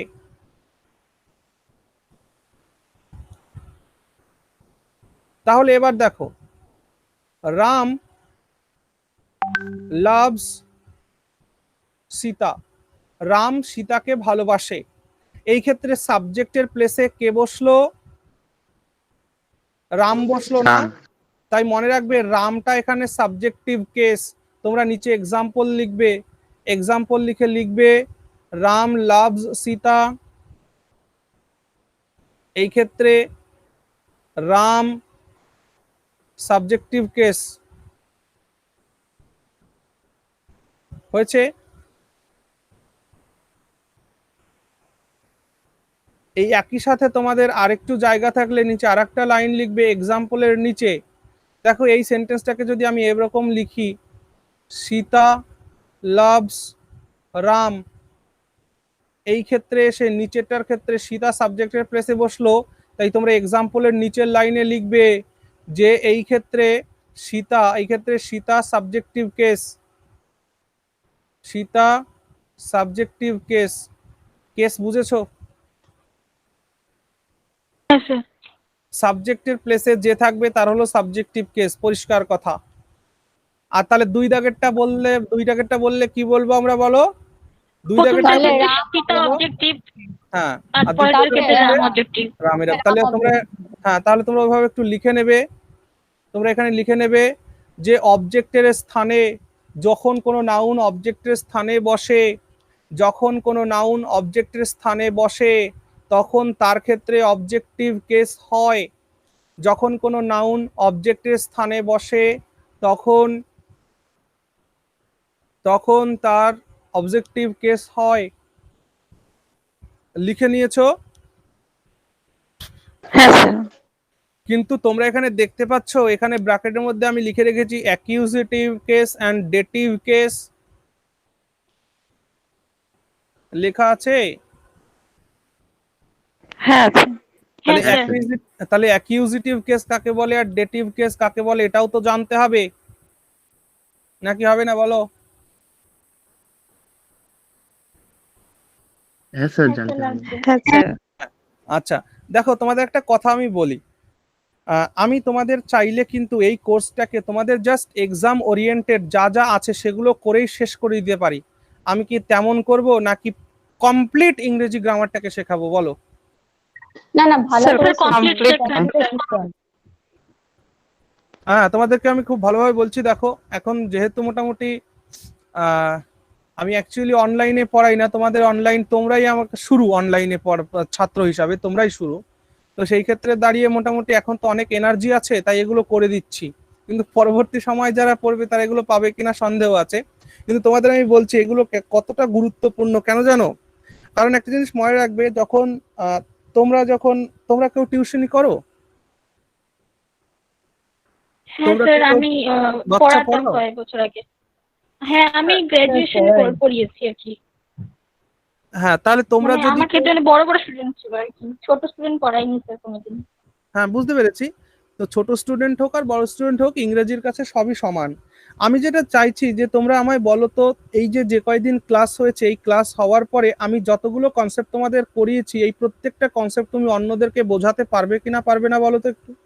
হ্যাঁ স্যার পারবো। একটা বলো। হ্যাঁ হ্যাঁ স্যার, এটা পারবো স্যার, হ্যাঁ এখন স্যার যদি পারবো। কেউ জিজ্ঞেস করেন এটা পারবো। তাহলে স্যার আপনার মতো করেই বোঝাতে পাবো, কপি হ্যাঁ, করে। হ্যাঁ, গুড, এটাই তো আমি চাই। তাহলে দেখো আমি তোমাদের এমন ভাবে শেখাচ্ছি যে প্রত্যেকটা কনসেপ্ট যাতে তোমরা একদম টিচারের মতন শেখো, একজন শিক্ষক যেমন শেখে তেমন। কারণ অন্যকে তুমি যদি শেখাতে না পারো তাহলে হবে কি করে? এটাও একটা বড় কথা, তাই না? কারণ আমি দেখেছি তোমাদের ইউটিউব বলো আর যেখানেই বলো ইংরেজিতে এত সমস্যা রয়েছে, বিভিন্ন জায়গায় বিভিন্ন ধরনের ভুংভাং করে করে এদিক সেদিক করে কতগুলো কোশ্চেন প্র্যাকটিস করিয়ে কোর্স কমপ্লিট হয়ে গেল। এই তো তোমাদের গত পরশুদিনই একটা ছেলে ফোন করেছিল, সে বললো যে স্যার আমি ইংলিশ কোর্সে ভর্তি হয়েছিলাম, ওই যে আনএকাডেমি নাকি আছে তো তোমাদের একটা লার্নিং অ্যাপ, ওই হ্যাঁ হ্যাঁ স্যার। আনএকাডেমিতে ছেলেটি ওখানে ভর্তি এখন হয়েছিল। ভালো না স্যার। ওর কাছ থেকে 6,000 মানে 300 টাকা নিয়েছে, মানে 200 টাকা ছাড়। 6,300 টাকা দিয়ে ও সে ভর্তি কোড হয়েছে। কোড কি কি সব বলে। হ্যাঁ, মানে 6 মাসের কোর্স কমপ্লিট করার পরে ও দেখছে যে কি লাভ হলো, কিছুই হলো না। ওইটা করার থেকে বই কিনে নিলেই ভালো হতো 300 টাকা দিয়ে একটা। বুঝতে পারছো কথাটা? তাই আমি তোমাদেরকে এমন হ্যাঁ ভাবে স্যার। শেখাতে চাইছি যে প্রত্যেকটা কনসেপ্ট যাতে গ্রামার বই না লাগে। আমি তোমাদের আগের দিন বলেছিলাম না যে আমার কাছে পড়লে তোমাদের গ্রামার বই লাগবে না, অন্তত ভোকাবুলারিতে তোমরা গ্রামার বই থেকে বা যেখান থেকে খুশি পড়ে নাও, কিন্তু গ্রামারের জন্য গ্রামার বই লাগবে না। তো দেখো আমাদের এখানে অবজেক্টিভ কেসে এসে দুটো কেস আমরা পেয়ে গেছি, that is accusative case and dative case. এই দুটো কেস আবার কোথা থেকে উদয় হলো এটাও আমাদের জানতে হবে। এর জন্য তোমরা এই তোমাদের যতটুকুন এখানে নোট লাগিয়েছো তার বাইরে চলে আসবে, তোমরা নতুন পেজে যাবে, নতুন পেজে গিয়ে হেডিং লাগাবে, নতুন পেজে গিয়ে হেডিং লাগাবে classification of object, classification of object. এটাকে আমি তোমাদের করিয়ে দিয়েছি? না স্যার। না স্যার হয় আচ্ছা, অবজেক্টের ক্লাসিফিকেশন। তাহলে তোমরা জানতে পারছো যে সাবজেক্টের পরে ভার্ব বসবে, ভার্বের পরে অবজেক্ট বসবে। এখন যদি আমি তোমাদের প্রশ্ন করি যে অবজেক্ট যে সমস্ত ভার্ব নেয় সেই ভার্বকে কি বলে, কোন ধরনের ভার্ব বলে তাদের?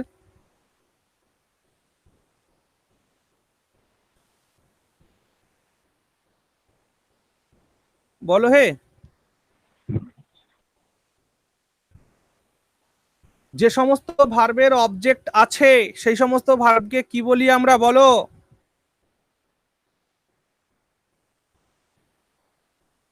Gerund sir. Transitive verb. হ্যাঁ ট্রানজিটিভ বললাম তো স্যার। হ্যাঁ, তাহলে ট্রানজিটিভ ভার্ব। তাহলে জিরান্ড নয়, জিরান্ড নয়, যে সমস্ত ভার্ব অবজেক্ট গ্রহণ করতে পারে তাদেরকে বলি আমরা ট্রানজিটিভ ভার্ব। ওকে, আচ্ছা দেখো ট্রানজিটিভ ভার্ব হয় দুই প্রকারের। ট্রানজিটিভ ভার্ব কয় প্রকারের হয়? ট্রানজিটিভ ভার্ব হয় দুই প্রকারের। তোমরা তোমরা যে ক্লাসিফিকেশন অবজেক্ট লিখছো না, ক্লাসিফিকেশন অবজেক্টের এই পাশে কোনায় ছোট্ট করে একটু লিখে নেবে যে ট্রানজিটিভ ভার্ব। আচ্ছা 1 মিনিট দাঁড়াও, আমি তোমাদের এটা দেখেছো, তোমাদের এই যে সাদা অংশটুকুন ছোট হয়ে এসেছে, দেখতে পেরেছো? আমি এইটাকে একটুখানি ঠিক করে নিই, সাদা অংশটুকুনকে। 1 মিনিট ওয়েট করো।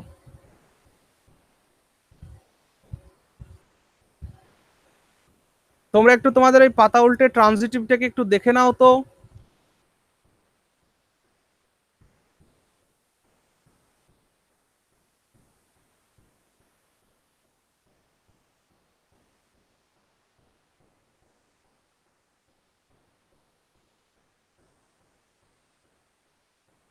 সবাই দেখছো? হ্যাঁ স্যার। হ্যাঁ, ট্রানজিটিভ ভার্বগুলোকে দেখো ভালো করে। কোনটা, এটা না।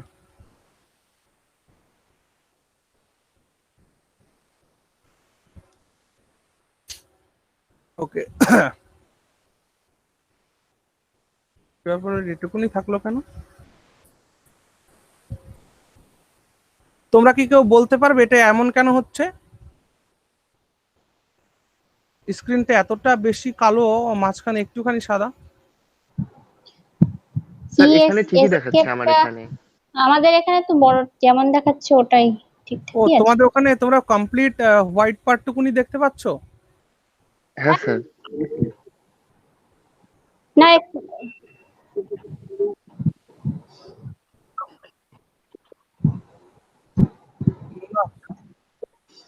না না না।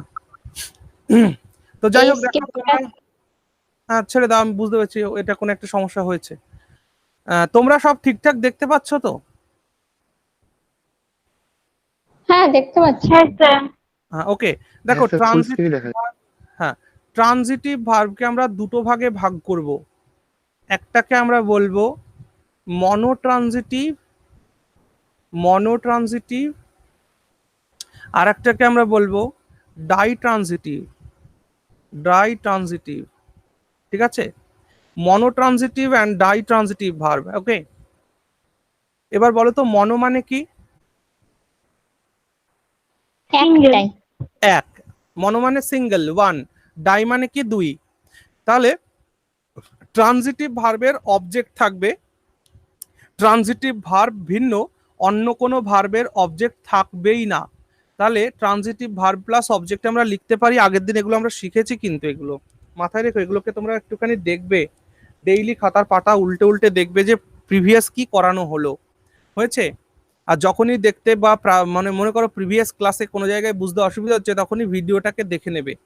আচ্ছা, তাহলে ট্রানজিটিভ ভার্বের পরেই অবজেক্ট বসে, তাই আমি ট্রানজিটিভ ভার্বকে দুটো ভাগে ভাগ করে দিচ্ছি, একটা হলো মনোট্রানজিটিভ, একটা হলো ডাইট্রানজিটিভ। মনে রাখবে মনোট্রানজিটিভ মানে হচ্ছে যার একটি মাত্র অবজেক্ট আছে তাকে বলা হয় মনোট্রানজিটিভ। যাইসে কি একটা উদাহরণ দিলাম, ইট। ইট হচ্ছে একটা মনোট্রানজিটিভ ভার্বের উদাহরণ। আর আমি যদি বলি ওয়ান্ট, বা গিভ, সরি ওয়ান্ট বলবো না, আমি বললাম গিভ। গিভ হলো একটা ডাইট্রানজিটিভ ভার্ব। ওকে, ইট একটা মনোট্রানজিটিভ ভার্ব, কিন্তু গিভ একটা ডাইট্রানজিটিভ ভার্ব। কেন হলো এমনটা? দেখো, তুমি এরকম লিখতে পারো যে রাম ইটস রাইস। এই রাইস ভিন্ন অবজেক্ট হিসাবে তুমি কি আর কিছু লিখতে পারো বলো তো? না স্যার। পারো না। না কিন্তু কিন্তু যদি তুমি গিভ ইউজ করো, দেখো, Ram gives me money, Rams gives me money, এরকম বলো কিনা বলো না? তাহলে দেখো এই গিভস এর পরে দেখো দুটো অবজেক্ট বসিয়েছো, object one and object two. বসাতে পেরেছো কিনা পারোনি বলো? হ্যাঁ স্যার। হ্যাঁ স্যার। তাহলে এই গিভটাকে আমরা ডাইট্রানজিটিভ কেন বললাম বুঝতে পেরেছো? কারণ এর হুম। দুটো অবজেক্ট হয়, কিন্তু ইট এর একটা অবজেক্ট হয়। বুঝতে পেরেছো? হ্যাঁ স্যার। এইটুকুন যা বললাম প্রত্যেকের ক্লিয়ার? হ্যাঁ স্যার, ক্লিয়ার। এবং তোমরা এটা প্রত্যেকেই নোট করে নিয়েছো? হ্যাঁ স্যার। হ্যাঁ স্যার।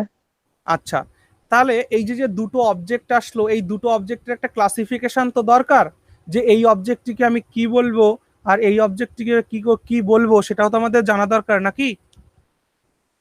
হ্যাঁ। হ্যাঁ। হ্যাঁ, এবার সেই জায়গা থেকেই আমরা এখন ক্লাসিফিকেশন অফ অবজেক্ট করব। তাহলে তোমাদের ওইখানে যেখানে হেডিং করা ছিল ক্লাসিফিকেশন অফ অবজেক্ট, এবার সেইখানে আমি চলে যাচ্ছি। Classification of object. দেখো, অবজেক্টকে আমরা দুটো ভাগে ভাগ করব। Number one is direct object and second one is indirect object. Direct object and indirect object. ওকে, তাহলে অবজেক্টকে কটা ভাগে ভাগ করলাম বলো? দুটো ভাগে। দুটো ভাগে। আর কি কি? ডাইরেক্ট অবজেক্ট আর ইনডাইরেক্ট অবজেক্ট। ঠিক আছে? আচ্ছা, দেখো, ডাইরেক্ট অবজেক্ট কি করে চেনা যায় আর ইনডিরেক্ট অবজেক্ট কি করে চেনা যায় সেটা আমাদের জানতে হবে। তাহলে তোমরা খাতার বাম সাইডে এদিকে এই ডাইরেক্ট অবজেক্টের কথা লিখবে, এদিকে ইনডাইরেক্ট অবজেক্টের কথা লিখবে। ওকে, দেখো, তোমরা এখানে লিখবে ভার্বকে, শুধুমাত্র হু বা হোয়াট দিয়ে প্রশ্ন করলে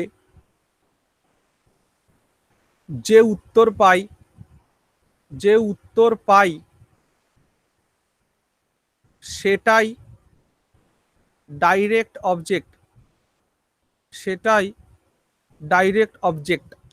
লিখে নিয়েছো? যে ভার্বকে শুধুমাত্র হু বা হোয়াট দিয়ে কোশ্চেন করলেই উত্তর পাই। হ্যালো? হ্যাঁ স্যার। হ্যাঁ স্যার। ও সরি, আমার একটা ফোন এসেছিল। হ্যাঁ, যাই হোক, তাহলে এটা লেখা হয়েছে। যদি আমরা ভার্বকে শুধুমাত্র হ্যাঁ স্যার। হু বা হোয়াট দিয়ে কোশ্চেন করি, তাহলে যে উত্তর পাবো সেটা হচ্ছে আমার ডাইরেক্ট অবজেক্ট। কিন্তু ভার্বকে লিখবে পাশে, ভার্বকে টু হুম বা টু হোয়াট অথবা অথবা ফর হুম বা ফর হোয়াট দিয়ে প্রশ্ন করে যে উত্তর পাই সেটাই ইনডাইরেক্ট অবজেক্ট।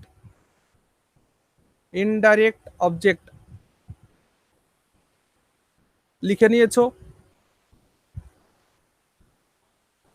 হ্যাঁ স্যার। তাহলে দেখো, ভার্বকে যখন আমরা শুধুমাত্র হু আর হোয়াট দিয়ে প্রশ্ন করছি, যে উত্তরটা পাচ্ছি সেটা হলো ডাইরেক্ট অবজেক্ট। আর যখনই আমরা ভার্বকে টু হুম বা টু হোয়াট অথবা ফর হুম বা ফর হোয়াট এইগুলো দিয়ে প্রশ্ন করে যে উত্তরটা পাচ্ছি সেটা হলো ইনডিরেক্ট অবজেক্ট। তাহলে যে উদাহরণটা আমি লিখেছিলাম, তোমরা এখানে মাঝখানে এক্সাম্পল লিখবে, তাই গেল, এখানে এক্সাম্পল লিখে লিখবে Ram gives me money। Ram gives me money হয়েছে।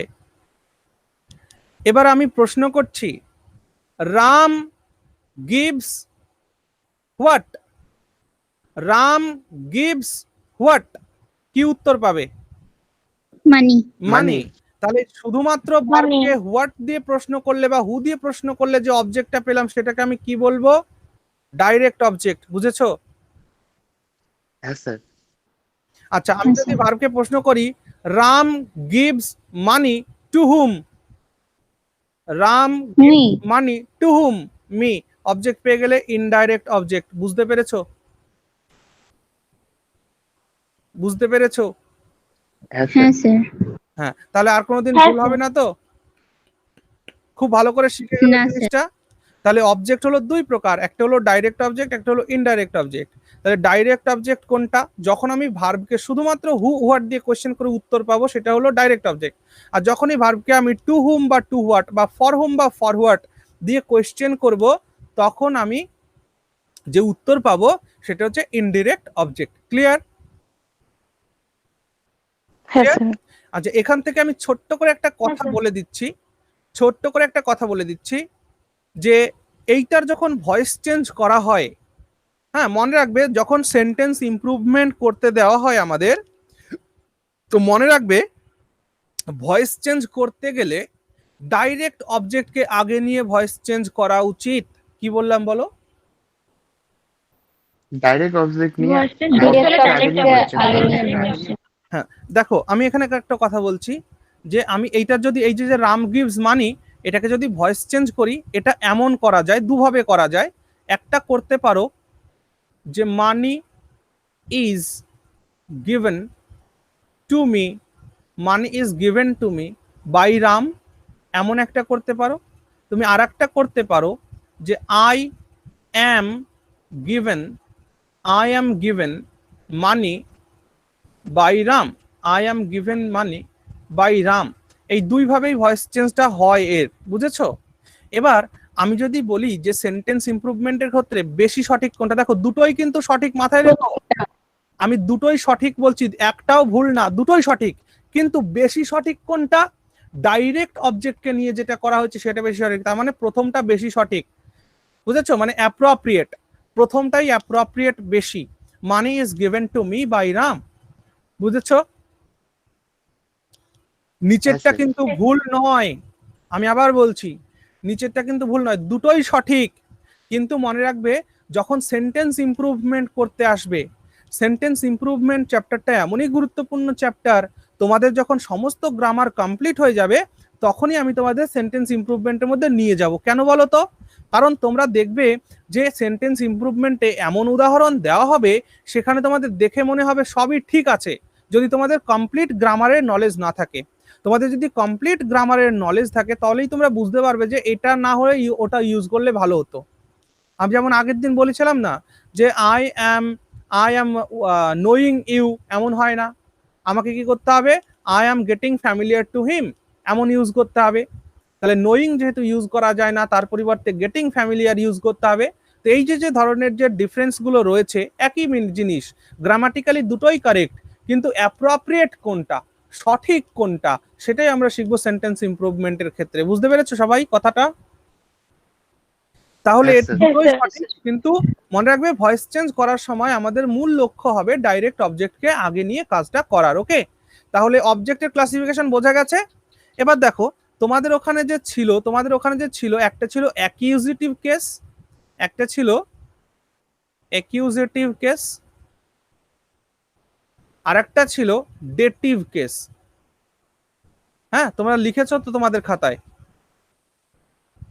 Yes, sir. তাহলে মনে রাখবে ডাইরেক্ট অবজেক্টকে বলা, ডাইরেক্ট অবজেক্টের প্লেসে যদি কোনো নাউন বসে তাহলে তাকে বলা হয় অ্যাকিউজিটিভ কেস, আর ইনডাইরেক্ট অবজেক্টের প্লেসে যদি কোনো নাউন বসে তখন তাকে বলা হয় ডেটিভ কেস। বোঝা গেছে? Yes, sir.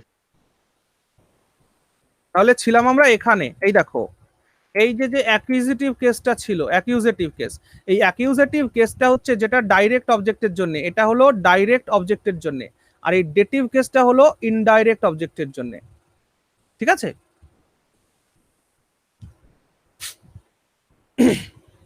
আশা করছি সবাই বুঝতে পেরেছো। Please response. হ্যাঁ হ্যাঁ স্যার। আচ্ছা, হ্যাঁ স্যার। এরপর দেখো রয়েছে 3 নাম্বার পজিটিভ কেস। হয়েছে? পজিটিভ কেস খুব ইম্পর্ট্যান্ট। আমি এটা প্রোনাউনে তোমাদের খুব ভালো করে শেখাবো, কিন্তু নাউনের ক্ষেত্রে সামান্য একটু আলোচনা করলেই হয়ে যাবে, কিন্তু প্রোনাউনে গিয়ে পজিটিভ কেস আমি তোমাদের খুব ভালো করে শেখাবো। দেখো পজিটিভ কথাটা এসছে পজেস থেকে। কোথা থেকে এসছে? পজেস থেকে। এই পজেস মানে কি? পজেস মানে হচ্ছে অধিকার করে রাখা, অধিকার করে রাখা। তাহলে পজেস মানে হচ্ছে অধিকার করে রাখা। তাহলে পজিটিভ মানে কি হবে? একটা অধিকার বোধ থাকবে। পজিটিভ কেসের মধ্যে কি থাকবে? একটা অধিকার বোধ থাকবে। আর এই পজিটিভ কেসকে কোথাও কোথাও বা কোনো কোনো গ্রামার বইতে তোমরা জেনিটিভ কেসও দেখতে পাবে। পজিটিভ কেসেরই আরেক নাম জেনিটিভ কেস। বোঝা গেল? হ্যাঁ স্যার। হ্যাঁ স্যার। আচ্ছা, পজেস কথাটা জেনারেলি আমরা ইউজ করে থাকি, দেখবে তোমাদের ওইদিকে কি ভূত আছে? আগে ছিল, এখন নেই। আগে ছিল। সিনেমাগুলোতে পজেস বলে। যদি কাউকে ভূতে ধরে তখন তাকে কি বলা হয়? She is possessed. কি বলা হয়? She is She possessed. Possess. Possessed, তার মানে তাকে ভূতে ধরেছে, ভূত তার মধ্যে অধিকার করে রয়েছে। তো যাই হোক, পজেস মানে অধিকার করে থাকা, তাহলে পজিটিভ কেস মানে একটা অধিকার বোধ থাকবে, তাই না? বলো তো। হ্যাঁ Yes, sir. আচ্ছা, তোমরা প্রত্যেকে যে মোবাইলে দেখছো ক্লাসটি, বা যে কম্পিউটারে দেখছো, তাদের যদি আমি জিজ্ঞেস করি তোমরা ক্লাসটি কিসে দেখছো, তোমরা কি উত্তর দেবে? কম্পিউটারে দেখছি। তোমরা বলবে যে স্যার আমি আমার কম্পিউটারে দেখছি, বা কেউ কেউ বলবে আমি আমার মোবাইলে দেখছি। বলবে কিনা? বলবে না? এই যে আমার হ্যাঁ, স্যার। কম্পিউটার, আমার কম্পিউটার, আমার বাড়ি, আমার ঘর, আমার টাকা, আমরা বলি কিনা? বলি না? এই যে আমার কথা, হ্যাঁ, স্যার, বলি। আমার কথাটির মধ্য হ্যাঁ। দিয়ে কি আমরা অধিকার বোঝাই না? আমার কথাটির হ্যাঁ, মধ্য স্যার। দিয়ে কি আমরা অধিকার বোঝাই না? Very good. হ্যাঁ, স্যার। আমি যদি বলি একটা কথা যে রামের ছেলে, একটা কথা বললাম রামের ছেলে, তাহলে রামের ছেলের ইংরেজি কি হবে? রামস সান, রামস সান। অথবা এটাকে কি করে লেখা যায়? Son of Ram. কি লেখা যায়? Son of Ram. বুঝেছো? Son of Ram Yes, sir. অথবা রামস সান। তাহলে মনে রেখো, নাউনের সঙ্গে অ্যাপোস্ট্রফি কমা এস যুক্ত হলেই সেটা হয়ে যায় possessive case of noun. This is possessive case of noun. বোঝাতে পেরেছি? Yes, sir. তাহলে কার ছেলে? রামের ছেলে। একটা রামের অধিকার বোধ আছে। তাই মনে রেখো যে পজিটিভ কেস মানে, তোমরা এখানে লিখে রাখবে, পজিটিভ কেস মানে হচ্ছে নাউন অ্যাপোস্ট্রফি কমা এস, নাউনের সঙ্গে অ্যাপোস্ট্রফি কমা এস দিয়ে তারপর নাউন আরেকটা। ঠিক আছে? নাউন অ্যাপোস্ট্রফি কমা এস প্লাস আবার নাউন, এটা হলো পজিটিভ কেস। বোঝাতে পেরেছি? তাহলে রামের ছেলে, হ্যাঁ রামের ছেলে, তারপরে আমরা কি বলে থাকি? তোমরা এই এক্সাম্পলটাই লিখে নাও। রামস pen,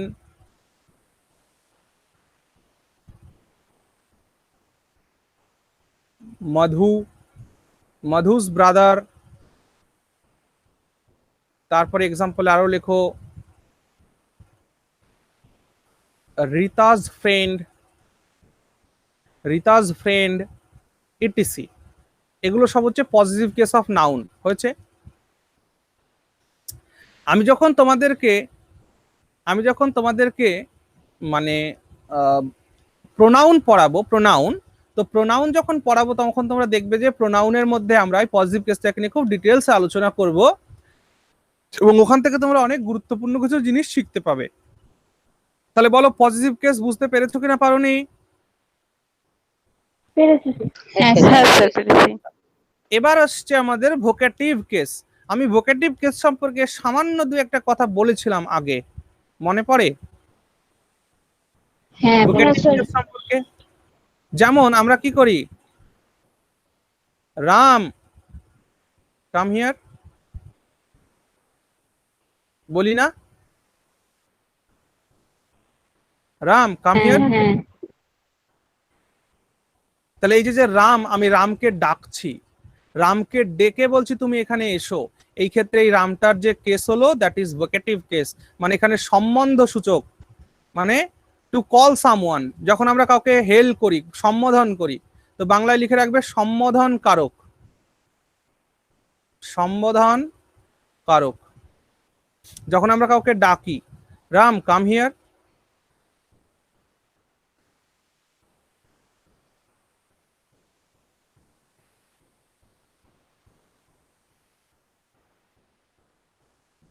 it is you John,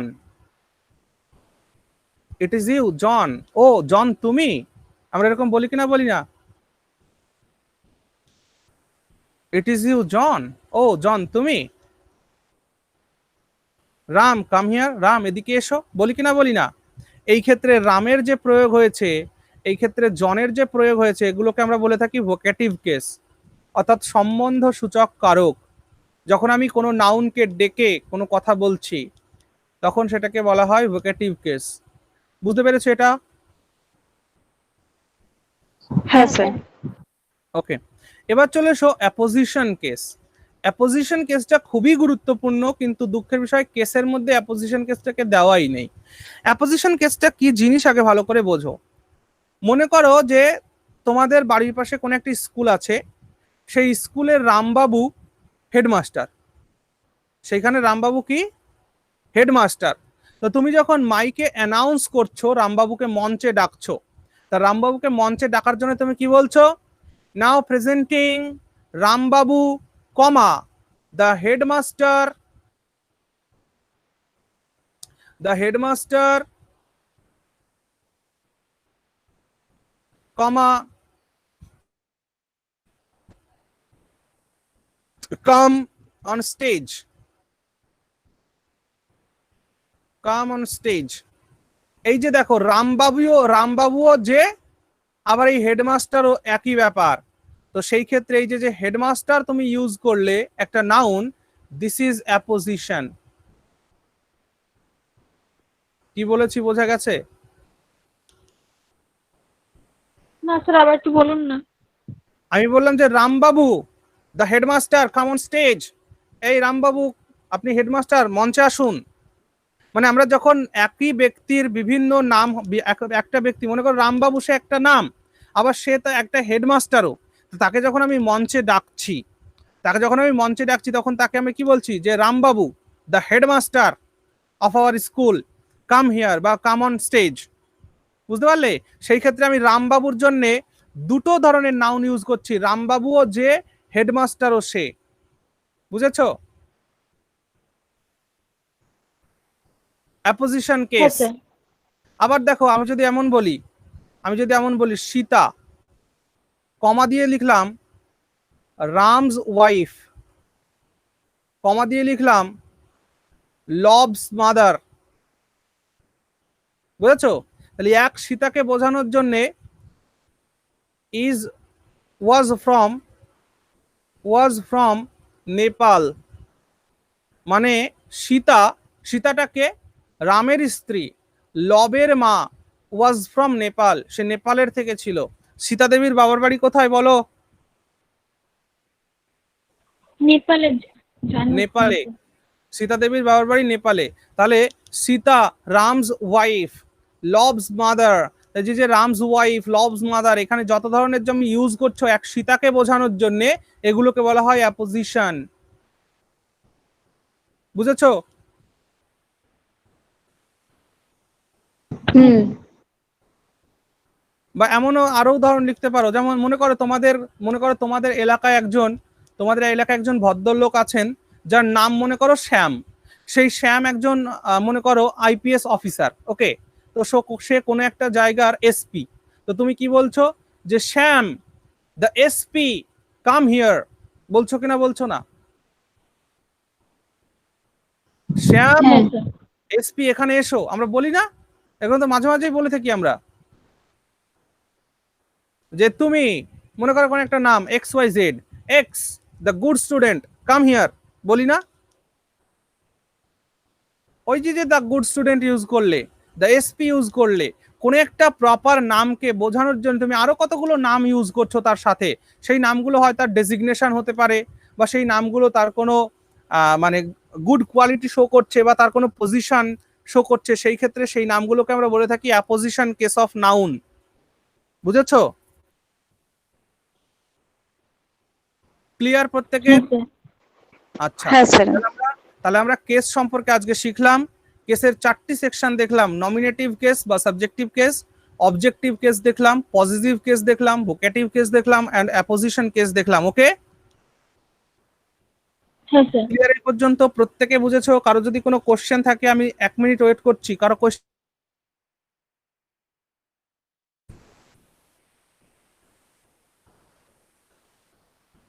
question আছে?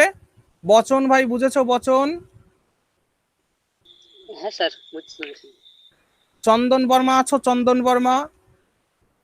হ্যাঁ স্যার আছি। হ্যাঁ, বুঝতে পেরেছো তো পুরোটা? হ্যাঁ স্যার, যতটুকু মানে বললেন সম্পূর্ণটা বুঝেছি। ওকে, ভেরি গুড। নাও চলো নেক্সট, এবার আমরা এই কোশ্চেন গুলো করি। চলো, প্রথমে কি কোশ্চেন আছে দেখো। হি ইনফর্মড মি। আচ্ছা, তোমাদের নেক্সট ডে আমি পড়াবো, লিখে নাও, আমাকে মনে করিয়ে দেবে। নেক্সট ডে আমি তোমাদের ক্লজ পড়াবো, ক্লজ লিখে নাও, আমাকে মনে করিয়ে দেবে। নেক্সট ডে তোমাদের পড়াবো ক্লজ।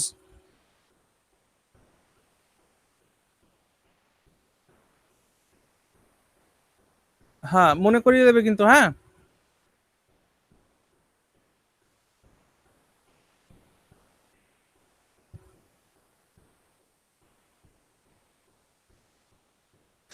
হয়েছে? তোমরা কি কোশ্চেন বুঝতে পারছো?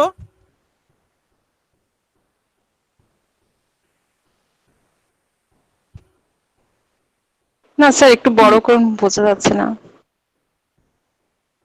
Sorry for this. এটা নেক্সট ডে এটাকে ঠিক করবো, হ্যাঁ।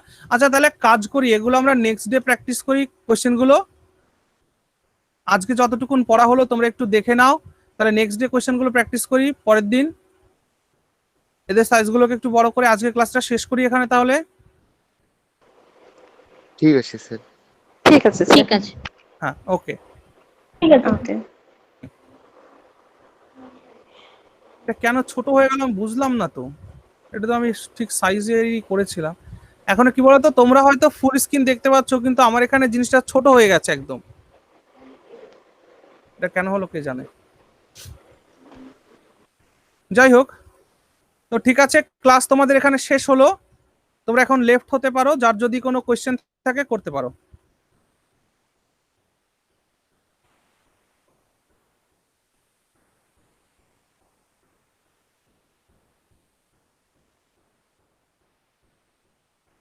স্যার, আগের দিনের হোমওয়ার্কটা সবার ঠিক আছে? হ্যাঁ, তোমারটা আমি দেখেছিলেন দেখেছি, কি? ঠিক আছে। হ্যাঁ, ঠিক আচ্ছা আছে, প্রত্যেকটা ঠিক আছে, খুব ভালো। আচ্ছা। হুম।